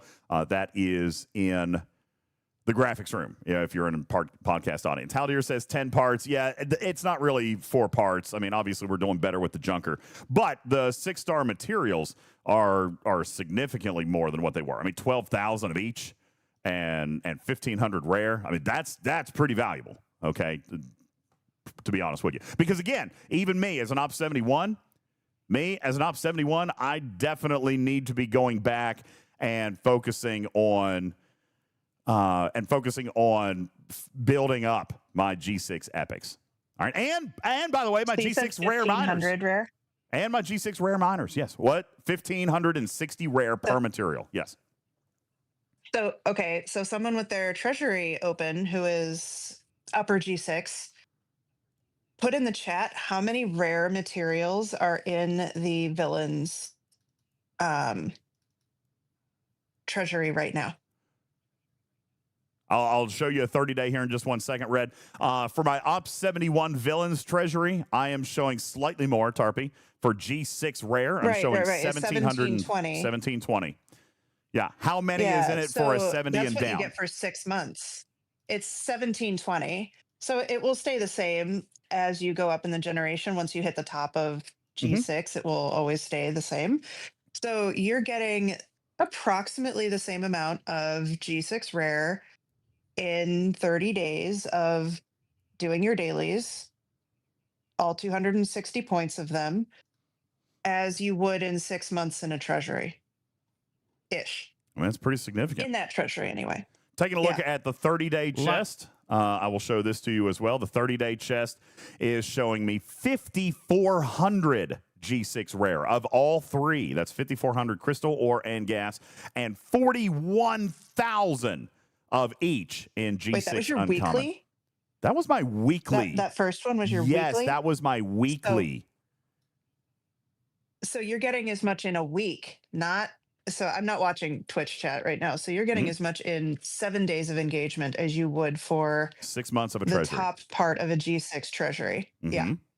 So yeah, the expansion is definitely there for sure. My 30-day chest is offering me 41,000 of each uncommon and 5,400 of each rare material in a 30-day chest. So again, pretty stout, guys. Pretty stout there, Red. All right. Damn Skippy says, where do we get the Nadion to continue upgrading our armory building? You're not done with that? It's been raised, Skippy. It seems that they have forgotten about it. All right, but we'll get them on top of that. All right. So you're saying don't go to 71 until you have enough to get your building to 10 more levels? I'm saying the armory building is not important enough for me to hold back. All right, but they have not sourced Nadion. All right, I'm not going to hold back for my freaking armory. Let me just throw that out there, okay? Magu says, no, you don't have to hold back in ops. Just don't upgrade the building to 61. Oh, that's right. I remember I was talking about that because my armory is still 60. I'm still getting my Nadion pull, but it goes away when you get the building to 61. So yeah. That's what it is. Has nothing to do with ops. Just, you're fine with that. Oh, that's gross. Yeah. Just don't take the armory to level 61 because I'm still getting my Nadion pull. So I'm just going to leave that there. Also, the away team store has some, et cetera, et cetera. There was a lot of things they forgot, Vul. All right, to be perfectly honest with you, look, we still don't have G6 daily mini or G7 daily mini events. All right, I think that's honestly, I find there to be no excuse for that either. All right, if I'm being particularly honest and critical today, I think that again, it was a relatively smooth mechanical rollout, but I am especially salty about all of the things that I personally reminded them of that they still didn't bother to take care of before they launched. All right. And I'm very, very frustrated about it. All right. I wrote a letter. I did. I wrote a letter. But yeah, these things. I've created our newest t-shirt for you. Obviously the AI wrote the letter. All right. Okay. The AI wrote the letter. Okay. Yeah. And I get it. It's a lot of moving parts. I understand. But there's a lot of stuff wrong here. Okay. But a lot of opportunities to address. Yeah. Well, yes, there are a lot of things. Love you a minute. All right. It was a strongly worded letter. It was strongly worded. I was polite, but I was obviously distressed and frustrated at at all the things that were submitted to make sure was done. For example, like this one. This one's a silly one. This one's a silly one. Okay? I specifically said, please be careful about Q's hostiles with the new Surge Walkers. Like every single time you guys add a new hostile, it gets included in Q's trials. Please make sure we don't do that. Absolutely, DJz. That's a good call out. We're going to take care of that. Day one, Surge Walkers showed up in Q's trials, you know.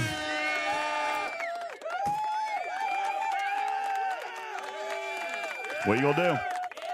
All right. What are you going to do? I mean, yeah, no problem, DJz. Good point. Good call out. We'll make sure and fix that. All right. It's frustrating about things like that. That stuff is frustrating. Anyway, all right. We are, Tarpy, it looks like we are an hour and a half into show. This took a little bit more time than I wanted to, but I've got a hard stop at 7 o'clock because we've got Fortnite Nightmares tonight at 8. So do we just want to call it a short show? I feel like we should talk about the Serene Squall. Serene Squall is officially free to play, everybody. It happened this week. The Serene Squall hit its 100 days. No, it's not quite the 100 days. It's the people who bought blueprints. Yeah, from the that thing that we all collectively blocked. Haldir says it's not, but it is, okay? It didn't hit the 100 days, but blueprints were available faster, and people got there. Silvertab got his. Haldir says, I'm a couple days behind.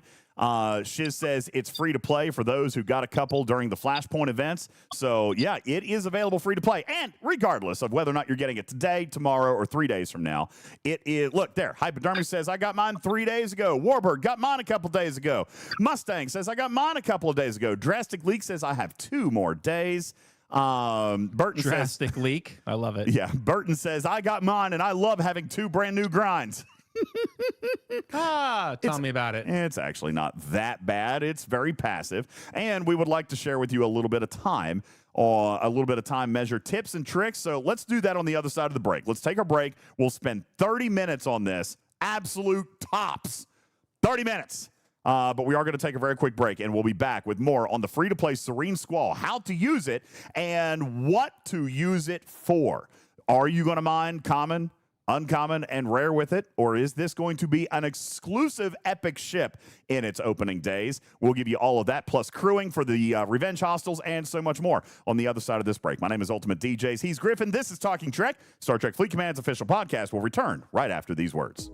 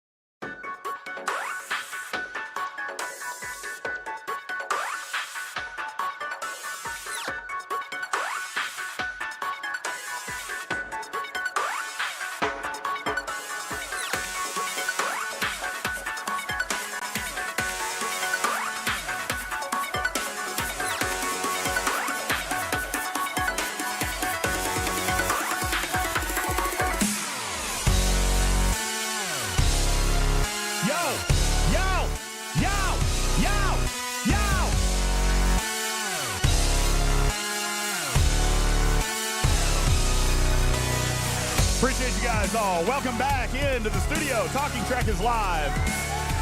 We are Star Trek Fleet Command's official podcast. I am your friendly neighborhood cat person, UltimatDJz. Welcome back, everybody. Appreciate you guys all being here. Thank you so much for being a part of our show. And yes, it indeed was enough time, Griffin, for me to scarf a piece of pizza. Just one. Very, very nice large pizza with banana peppers and extra mushrooms. Yum, yum, yum, yum, yum. I love it. That is outstanding. I had just enough time to order my newest T-shirt from the official web store of Talking Trek, the official podcast of Star Trek Command. It is our new "Have You Thanked Your Whale Today" T-shirt. It doesn't actually exist on the store yet, but damn it, it should. There it is. Have you thanked your whale today? It's got a Dauntless on it. Look, Trash Keeper, it's got a Dauntless. With a little bit of the space behind there, little... Yeah, it's good. Little surge space back there. It's fantastic. Like it. Good job. You know what to do. Woo. You know what to do out there. Wait, I owe a pineapple pizza. Tarpy, are you sure about that? I don't seem to remember that. I'm sure. No, you absolutely do. Oh, You do. Yeah. Can we do that in Chicago? Can we do that in Chicago? Yes. I tell you what. How about we need to circle up. We need to come up with a list of things that we've got to get done in Chicago. You're there for like 24 hours, man. Are you planning on sleeping? No, never. All right, we'll do all the things. We'll do the things. Okay, we got the things. Benny That's Hill. code for we will do none of the things. We will do absolutely none of them. Right. We'll do all the find things. other things to do. We'll do all the things. Don't worry about it. It'll be fine. Pineapple pizza will happen in Chicago, says Putz. All right, fair, fantastic. There you go. You keep putting it off. I don't know what you're talking about. All right. So, anywho, Serene Squall is here, everybody. Serene Squall, free to play.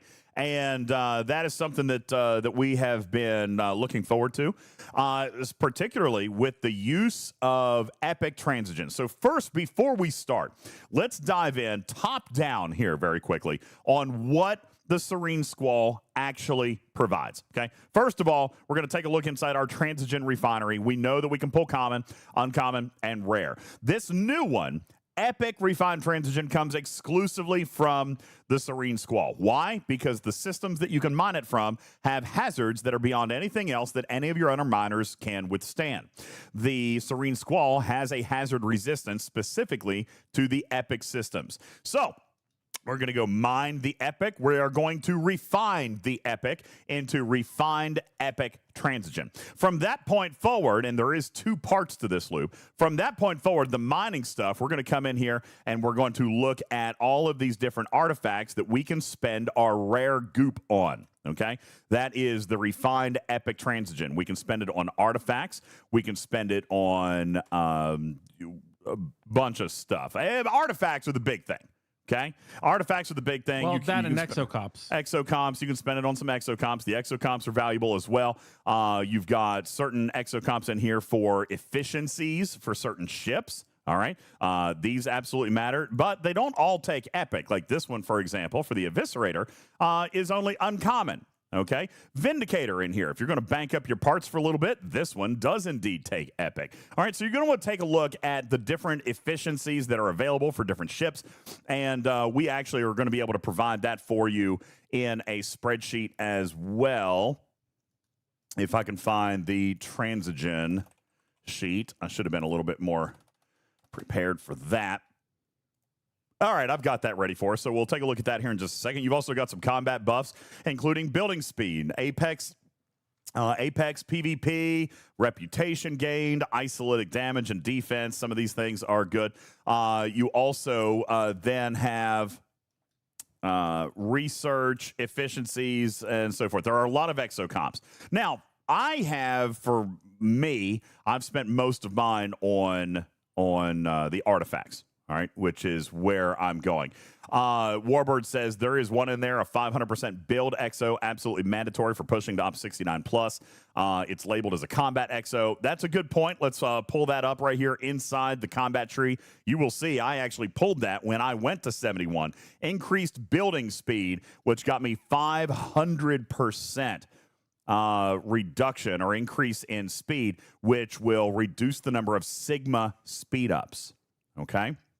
Now, are you doing, thank you, sir, appreciate that. Are you doing double pulls? Actually, that's really, really hard to maintain and a good question. All right. Me personally, you can see here in my bulk claim, I've got one chest activated because it's almost 3 million rare or epic raw loot for a double refine. It's really not worth it. Yeah. Okay. So even Griffin single pulls all of those for sure. Yeah. Every single one of these you'll see on my screen. I'm single pulling all this stuff, even the revenge hostiles. All right. So I am doing single pulls, but I'm here to tell you, even the single pulls, they are going to eventually get so that you're able to pull a great deal of this stuff. You can see a lot of the stuff I'm pulling every single day. There's more that I'm pulling than I'm not pulling. Okay, so Burton says, if you can stand the mining, I've been double pulling them. Getting caught up on the artifacts feels great. That is challenging for me. I don't like to mine that much. However, you can see even with single pulling, I am still able to do a lot of the stuff that's in here. You also are going to be able mining. What's that? The mining. Do you know the trick for the mining if you are upper G6? I don't know what tell. You can disco dump your Squall in one of the biggest systems with a protected cargo crew and mine until your cargo gets full. And your cargo is approximately your daily pull. So if you can fill your cargo once a day with a disco drag up to the 68 or the 70 system, you can do those double pulls for the mining pretty easily. That is true. That still takes a fair amount of time. I am not willing to invest that amount of time, but you're right. It absolutely is. You can disco it up to the larger systems, then use your disco to attack your chaser, and then you just leave it up there forever. There's no chaser necessarily if you pull it in fast enough, because your disco might also die within the 20 seconds. So it sometimes takes an attempt or two. That's true. I've only had a chaser spawn on my Squall once, and I think I've done that every day since I bought it. Okay, so, nice. I don't go up there because there's also the second piece of the loop, which is killing the chasers, right? The transigen manipulator chasers or whatever, which you can do, but that's a second piece of the loop that you would use a second ship on. So I have been pretty satisfied at letting my Squall do pretty much all of it now. I don't have to do the hostiles anymore because I let my Squall handle all that stuff. That is the transigen manipulator exchange. That's what we're getting here. The transigen systems, by defeating the Suliban stealth cruisers, then I am keeping this refinery well fed. Now, in fairness, Tarpy, looking at my screen, I probably have killed more of these than are necessary. I could actually take several days off and go and mine the big systems if I was going to. So there's definitely some nuance to how you want to do and how much you want to spend as far as your time in various systems. I am not slow, Chala, or squishy. So you've got that, but you are using the Squall to not only hit hostiles, or not only mine the transigen, but also hit the Suliban chasers that are exclusive to the epic systems that are also giving you that extra pull in there, okay?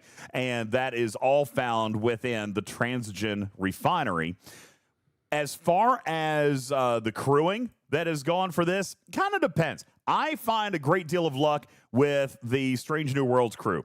But then again, Strange New Worlds does a lot of stuff. So I don't necessarily want to lock that crew up all the time because I want to try to find other crews that are going to be good that I can send this thing out on passive, so I'm still doing other stuff to grind with my primary crews.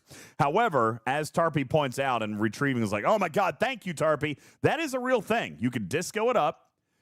Depending on the timing of the tick system, you may get a hostile, you may not.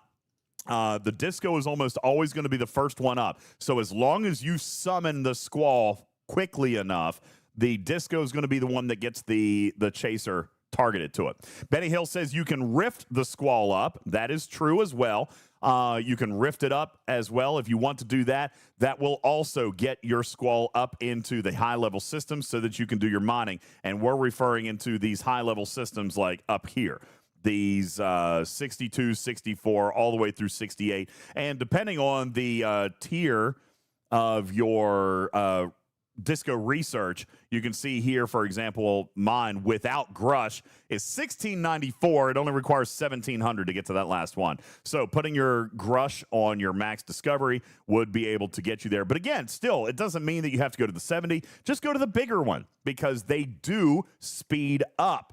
All right, let's take a look at the system map, and this will actually give you a little bit of an idea about the mining speeds in the epic transigen warp systems. All right, they all have the 5,000% hazards and the Suliban stealth cruisers, but you can see here that there is a difference in the speed of these mining nodes based on the system that you go to.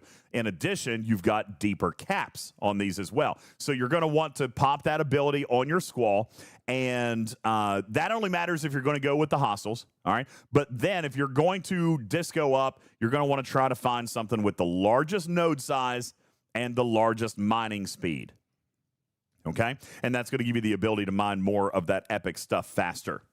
All right. There is then research particles that you will earn that will allow you to do extra research inside the Starship's tree. Right here, the Serene Squall research. This research, I'm torn on it. I have not invested any into the bottom. Griffin, I know that you said earlier today you were sending your Squall out. You sent your Squall out to mine rare. So how fast is it mining rare compared to your G6 ships? A little faster than a G6 ship. Than a highly tiered G6 ship at this point, but I'm a tier 17 Serene Squall. You haven't done any of the research? Well, let's have a look here. This is super quick. I don't believe so. No, not really. I'm still at tier 1 of just about everything here. Looks like on the bottom row, I've not found a lot of practical use for it. It's never been the top priority. Yeah, it has not really been a huge priority for me. As a matter of fact, I've gone through to try to do a lot of the prerequisites because honestly, what I do want are more officer presets. I do want those. So I am going to be working through a lot of these early level researches to get more officer presets. I do like that. Benny Hill says, did they ever fix the mining sweeps? So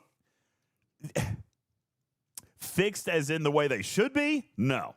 But they do work in some kind of a weird scale. In other words, you can finish your mining dailies. By the way, for G6, I doubt it works for G7. That's a good question. Griffin, have we actually looked at that? Do the mining sweeps work for G7? I bet they don't. I have not tested that, honestly. I've just been mining and didn't even think about it. There is no way Scopely thought of that if they forgot about our G7 daily mini events. All right. There is no way they thought of that. But now that actually makes me wonder. All right. So, yes, in G6, Taylor, there were mining sweeps. All right. Oh, yeah, it specifically says, all right, here, I'm flipping over. It says allows G3 to G6 mining daily goals to be completed by mining transigen. So, yeah. No, there you go. No. There you go. But when you do these, you can mine transigen and actually satisfy your mining daily. Okay. But what happened when you did that is that the numbers jumped way, way up and they got really weird, but you can still mine materials. So it was kind of a weird balance. I don't want to say graphically they were always broken. They have not been fixed, but they do allow you to do it either way. You can do it with transigen or you can do it with materials. All right. Mm-hmm. And by the way, Alpaca says that's not with epic transigen. No, it's common. Common transigen. Yeah, that stunk. So, in other words, don't do these sweeps. All right, they're pretty garbo. All right, was it common or uncommon? Actually, I do think it was. I think it was uncommon. I think it was uncommon. But nonetheless, yeah, it's a very garbage research. All right, and ironically, they were sold as primes because I guess we thought that would be valuable, but they're not. I mean, I fell for it the first day. It sounded great. And then remember, I started mining. I was like negative 800 million. Yeah, it is. On the first show. It was like, it's like, what's going on? And then that's, yeah, ugh. Yeah, as a matter of fact, that's right, Tarpy. The best part for Griffin going to G7 is he didn't have to deal with sweeps anymore. All right. So it broke everything. It broke them all. So you can ignore these sweeps. All right. These are bad. These are bad researches. However, the rest of the stuff, not bad. The Serene Squall, Apex Barrier, Isolated Damage, and Automated Defense's crit chance. These are going to absolutely increase with the performance and allow you to hit larger hostile hit larger hostiles as you are going through and working on your mining of your epic transigen. And then, of course, like I said, I'm kind of going through and working on this middle row. I just did minimal level 1 researches so that I can come in here and spend some time on the officer presets, which are going to be expensive, but who doesn't love more presets? All right. I love them. I love officer presets, and I can get 5 of them for free here. So might take me a little bit of time, but I'm definitely going to grind out 5 more officer presets. Okay.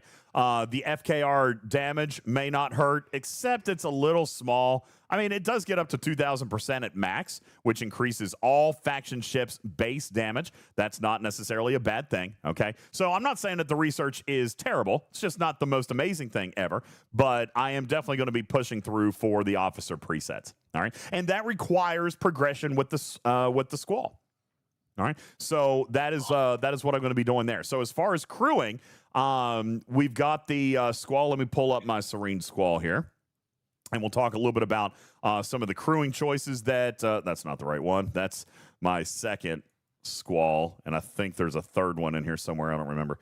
No, is that just the second? Oh no, and I'm getting ready to grind out the third. Oh no, here's the primary one, tier 4. Okay. How many Squalls do you have? Just 2, but I'm getting ready to get a third one. I don't remember how this happened. I'm pretty sure there was a mess up with the grant. I think I got a second Squall on grant on accident. Sure, but I can't build 2 garbage cows. Everyone loses their minds. But DJz has 13.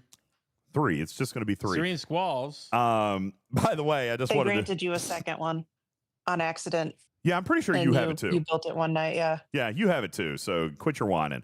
Also, let me just go ahead and show you, because you bring up that point.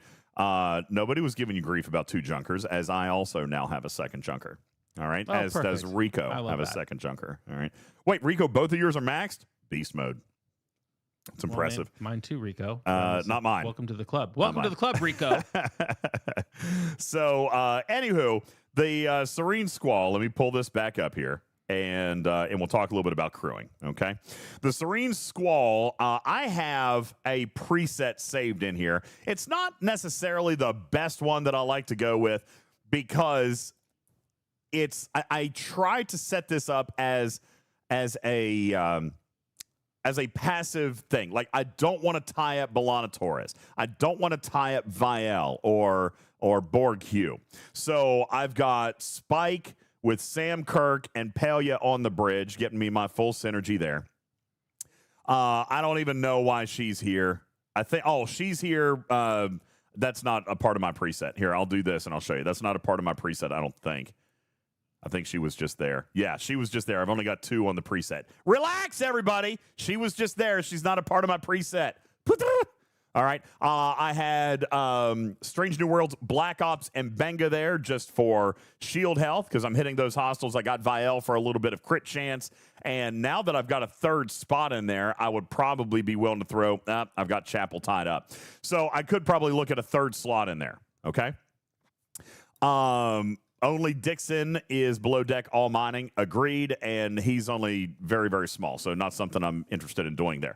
You could, all right, but I would rather have a combat ability here, okay? Not necessarily mining speed, but a combat ability. Like Savik, great call, all right? Scotty could be, but I like Savik better. Savik's got Isolytic Cascade, all right? So fantastic there. We're going to go with that. Now, Cascade. Why would I want Cascade instead of just regular damage? Anybody?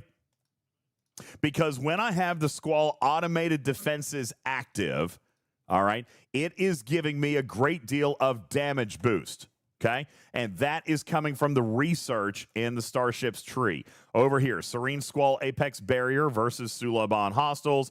Here we go. Isolytic damage. Increasing the Serene Squall's isolytic damage versus Suliban Hostiles. I'm at 238% at tier 4. Cascade is going to multiply on top of that. Okay, so I am using, and by the way, this is not the best crew.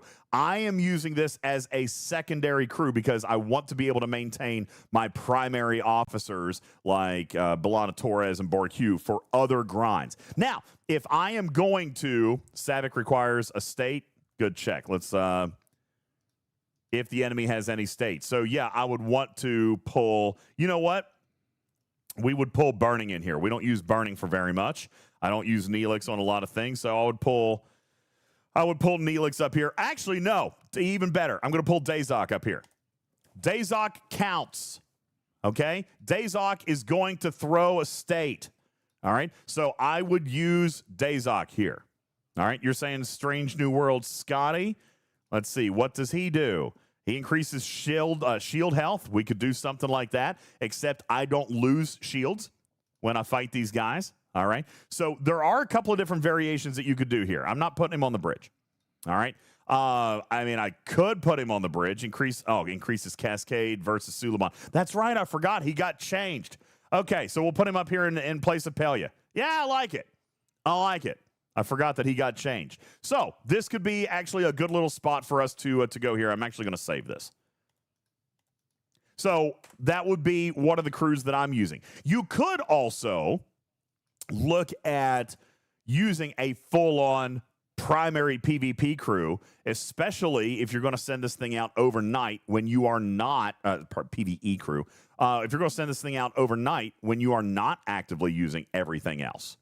Okay, if I'm not using Belana Torres anywhere else, if I'm not using any of these other officers anywhere else, then I could come back and swing through and put this guy, put my primary crew here if I'm going to let this mine overnight.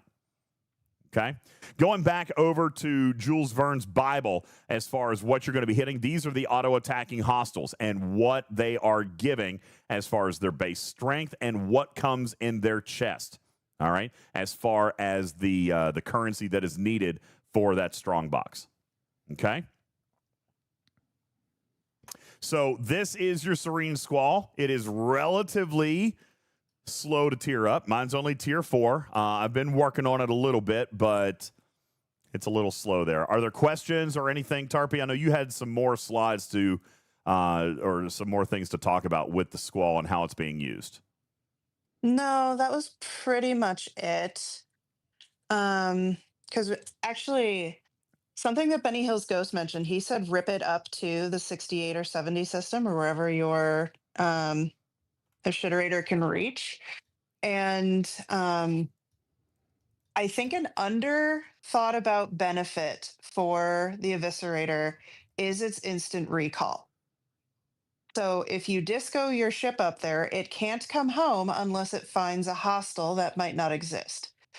Whereas if you use your eviscerator and rift it up, it does come with that instant recall that you don't need to reuse your disco to do or have to find a hostile. Yeah, because you'll always have the ability to come back home. Exactly. Let's see if so I wanted to toss that in there. Yeah, my eviscerator's still not there. Requires warp range 1700. I'm only at 1200. But I do, my eviscerator's not maxed yet either. This is such a terrible ship. But it does have its uses. You can use the Chaos Tech and Grush. Yeah, I don't have the Chaos Tech either. Which Chaos Tech is for warp range? The Stasis Globe, if I'm not mistaken? The one that looks like a Keurig. The common one. Yeah, it's a stasis. I never globe. remember what it's called. Yeah, I think it's the stasis That's globe. It's C12. This is the C12 stasis globe. No, that's not warp range. That's the hazard one. Yeah. It's the one in the middle next to the Thought Maker. Yeah. The Thought Maker. Yes, it's the Thought Maker. No, it's next to that. There it is. The multiphasic chamber. Yeah. Increase the warp distance. It's a multiphasic chamber. Multiphasic chamber. That's Thank you, Griffin. Got it the first time. On the seventh time we got it. Yep, the multiphasic chamber increased the warp distance of the ship by 30. Then that with Grush will get you a chance to get the max eviscerator up there. Here, I'm going to pull Grush over here. I still don't think that's enough. Let's add. What do I have the multiphasic chamber on? It's on something else at the moment. I don't know what that is, but we'll just pull it over here. That'd be great if they could tell you. It would be nice. Yeah, still not even close. 1425 out of the 1700. But nonetheless. Wait, are we supposed to be yelling? I can yell. Thank you, Tarpy. No. Vol says oh my God. The quantum slipstream also has. No. I don't think. Not worth the change because it's a forbidden tech. Yeah. And with that, I still haven't unlocked yet. I have 2 shards. And the syndicate bomb. God. Yeah, higher cost, forbidden tech. Yeah, I've still only got 2 shards for that. I have not been focusing on that. I really should be. The Syndicate Bomb is the prototype forbidden tech, but it is a flat. Where is it? Oh, 8. we unlocked that, didn't we? Let's see, where is it? It's blue. It's the second to last blue one you have unlocked. There it is. Yeah, Third to last. warp range, it can go up to 50 as a flat rate. You could disco the Gorn ship and then rip the others. But oh that kind of gosh, defeats the purpose. that is so much currency. Yeah, I don't know if that actually makes a lot of sense. And but then you die. You can do that. No, you're. I disco my eviscerator up to the 68 system of the Kremen solos, so that when my ship isn't dead, like all of my support ships aren't dead, I riff them up, and then I can actually bring them home without having to disco them back. Yeah, that's the feature of that. Yeah, my disco is the only thing that can get there that can then bring the eviscerator, and then the eviscerator brings everything else so that they can all go home.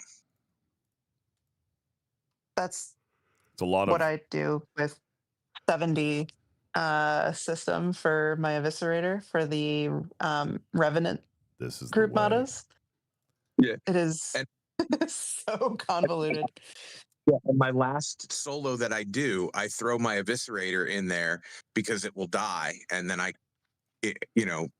because it only caused the it got discoed up. You can't get the eviscerator back unless it dies. So yeah, I self-sacrifice on my last one.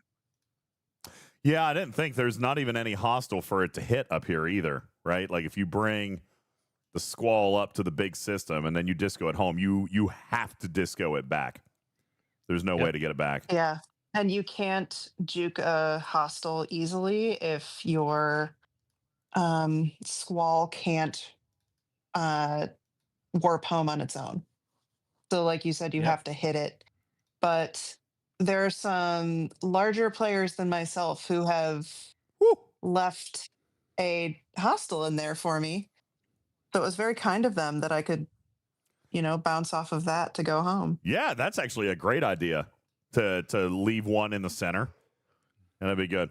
Anyway, on your screen, I have done exactly that. I didn't rift, but I discoed my tier 4 Serene Squall all the way up to the level 70 system, which is the max node size. It's a 10 million node size according to the chart in the Google sheet. And it's also node speed 15, highest one in the game. Even my tier 4 Serene Squall is mining at 2.1 million an hour. All right. And you want to see what a tier 17 mine's at? Let's take a look. Flipping over to the whale cam, 33.5 million an hour. So you're still active mining over there. See, I can let mine go for a little while. All right. So that is what you're going to be doing with the Serene Squall. It is simple and it does pay artifacts. That is the primary payout. However, if you are not interested in the artifacts, then there are still some great exos. Some great exos that you're going to want to have in there that you are going to need for efficiency, for combat, for upgrading certain buildings and things like that, upgrading some specialty ships. So there are some great speed exos in there. As a matter of fact, if I'm not mistaken, we do have those identified on the spreadsheet. So let me see if I can find that very quickly. Let's see. The transition loop efficiencies. I'll pull this up for you very quickly, and then we'll get ready to go. All of these bundles require the refined epic transition. Here is for your Borg Cube. Okay? You've got a Borg Cube efficiency in there, Protector, NX01, Eviscerator, Revenant, Relativity, and those are all the different efficiencies available with the Epic Transigen. They have a 22-hour cooldown on these. These are the exos, I suppose. Is that what they? Is that where those are? Inside the exos. Let's see. Sounds right. Seems legit. Yeah, loop efficiencies here. Here they all are. No, these are where you can spend to get parts. Okay, so that's not that great. Let's find the actual exos. here they are. So those are, yep. Yeah. Here we go. These are the ones that you want. All right. First of all, these right here, these loop efficiencies, I'm not a huge fan of these. Some of them are okay, I guess.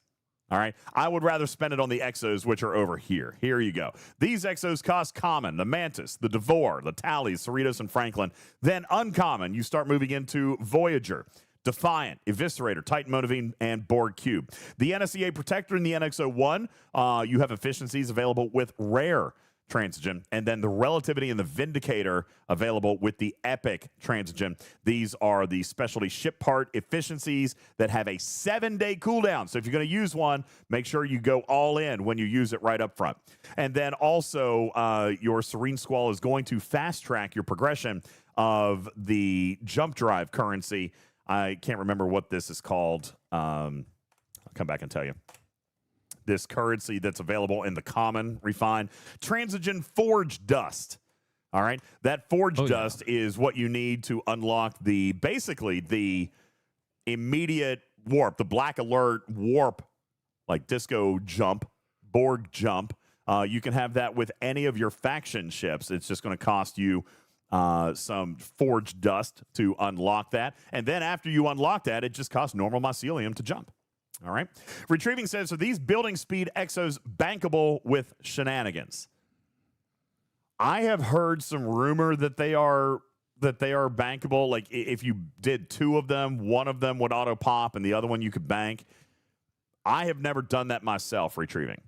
But yes, I have heard that they are bankable. How exactly do we talk about that? How would that work? How do you do it? Because there's no way to redeem them. They're instant activation. Well, how would that be? So they're instant activation into a particular slot. So if you have something already running in that slot, what can happen is it goes into your bank. So just the list of the rest of your exocomps for that slot. Really? And it doesn't always work. So your mileage may vary, or I don't want to say it will always work. So they don't replace.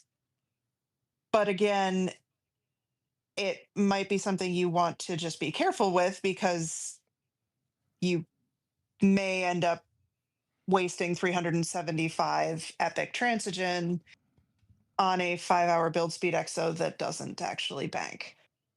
Okay, we're going to test that real quick. So you've got inside your exocomp screen, you've got the Forge exocomp slot. All right. So what I'm going to do is I'm going to come in, I'm going to burn an exocomp on one of the cheap common ones, or maybe an uncommon one, depending on what I've got.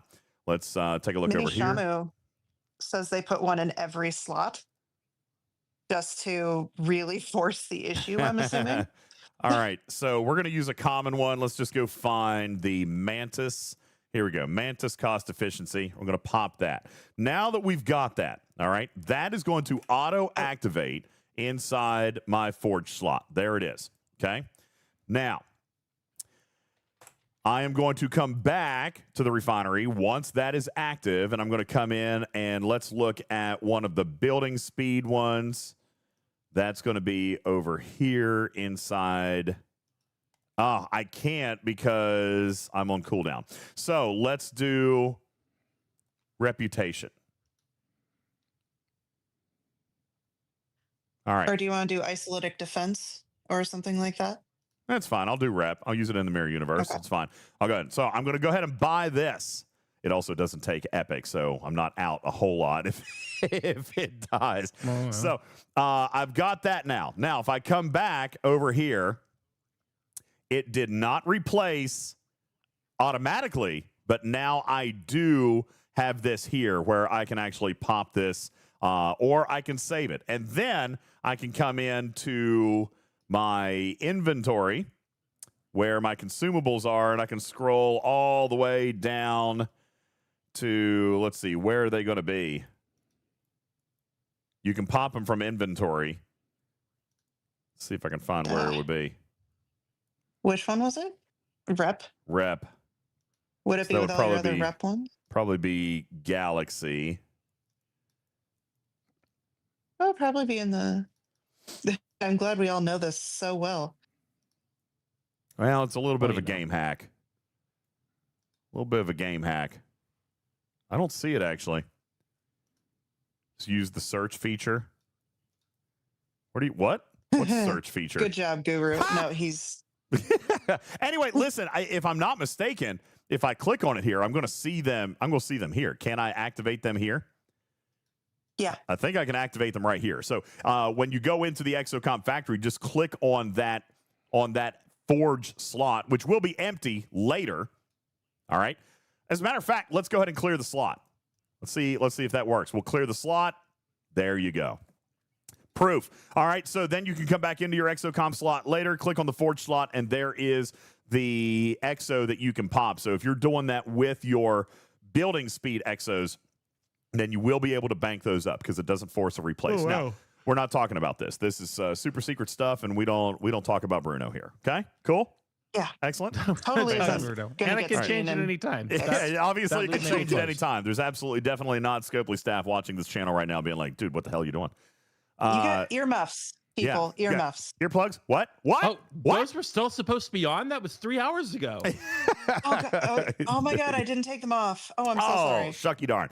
All right. Last second thoughts on Transigen, how to use the Transigen loop, the Serene Squall, the exos, efficiencies, any of the stuff. You guys have any other questions? Can you have more than one banked? Yes. Yes, you can. You can have a bunch of them. I do.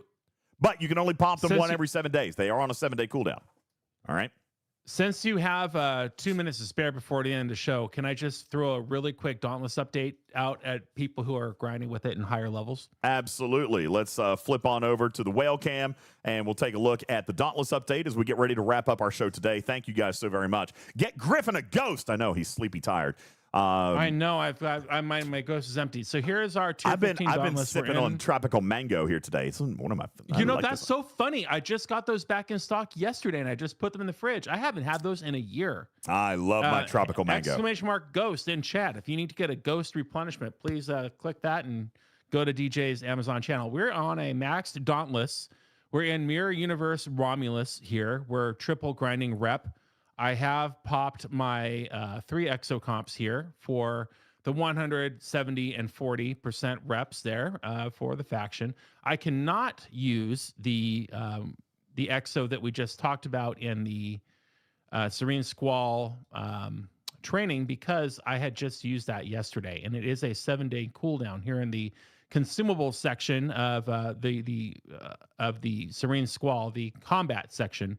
There is that beautiful FKR rep, but you only get that once per week. Anyway, I'm still getting 100 million rep per hostile here on the Serene Squall. No, on the Dauntless. The crew that I am using as a meta now includes Black Ops Chapel as captain, just for her below deck ability, along with Felon for the 400% faction rep. So together, that's 675% faction rep between those two. I have Kuron for speed to get from A to B faster. Below decks, I have McCoy. This is the Wrath of Khan McCoy for 800% mitigation. Keeps me alive. I have Alonzo Freeman Max for 50% loot. I have Hugh doing his Borg Q crit damage hit increase. I have the Doctor. And I have Beer, both at their max reps. What's up, Doc? Joaquim is giving me 500% isolated defense. And finally, I have, what's his name? For the impulse speed from, that ship that everybody hated last year, DJs. Yeah, that guy. That guy, yeah. Dane. What's his name? Dane. The Dane, Protector. thank you. Yeah, there you go. So that is the crew that Griffin is using. I am getting about 100 million on my top tier rep. I'm currently grinding Federation rep, and that is a target for everybody to shoot for. Not that that's the very best end all and be all crew. I'm sure somebody has me beat, but that's what you can expect if you go out there in the universe trying to grind rep, which is the big thing that we're all trying to do now in G7 town. And I am happy with the Dauntless. I am happy I maxed it. Would I do it again? Yes, because I am seeing billions upon billions of triple faction increases every day, which is the name of the game in G7 town. DJs. There you go. Okie dokie. Any other questions? Anything else that we can do for you guys? We are at our time, so I'd like to go ahead and thank everybody for being here today. Thank you so very much for consuming our content. Thank you for being just one of the over 100,000 unique consumers of our content. Now that I know how statistics actually work. Hit it. All right.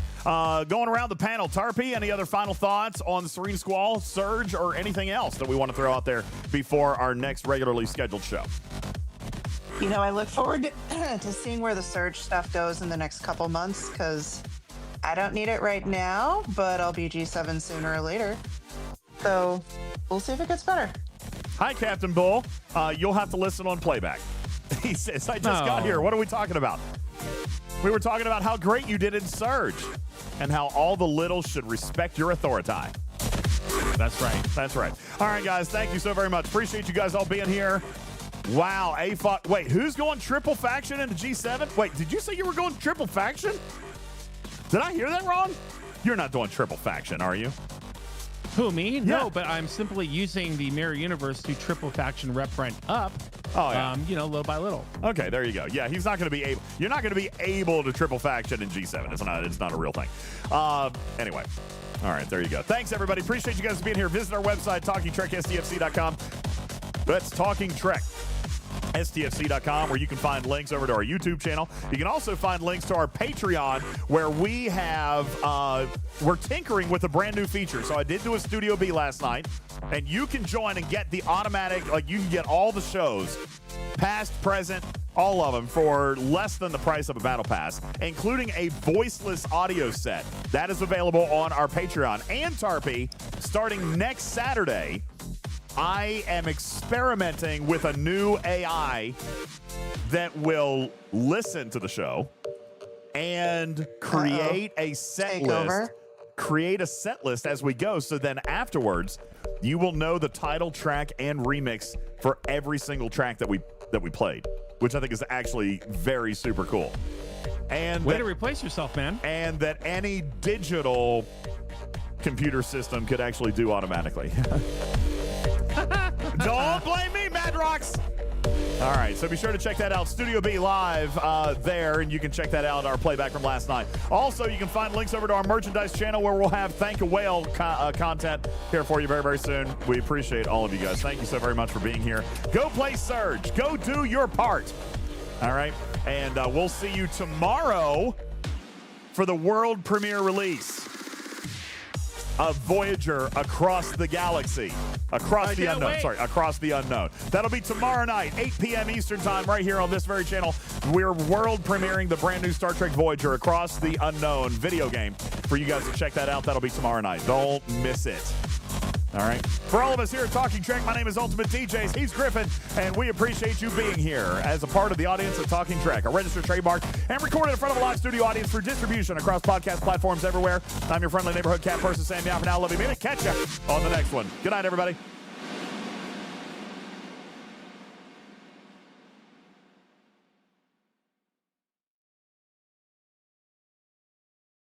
I forgot to raid out. I'm gonna go ahead and press the raid button, but don't forget, we'll be back here in like 1 hour for a bonus stream for Fortnite. I'm gonna go make a sandwich, eat some pizza, visit with my children for a couple of minutes, and then we'll be back. In the meantime, we're gonna go say hi to Jadzia Dex, get your music on for 1 hour, and we'll see you back here. Good night, everybody.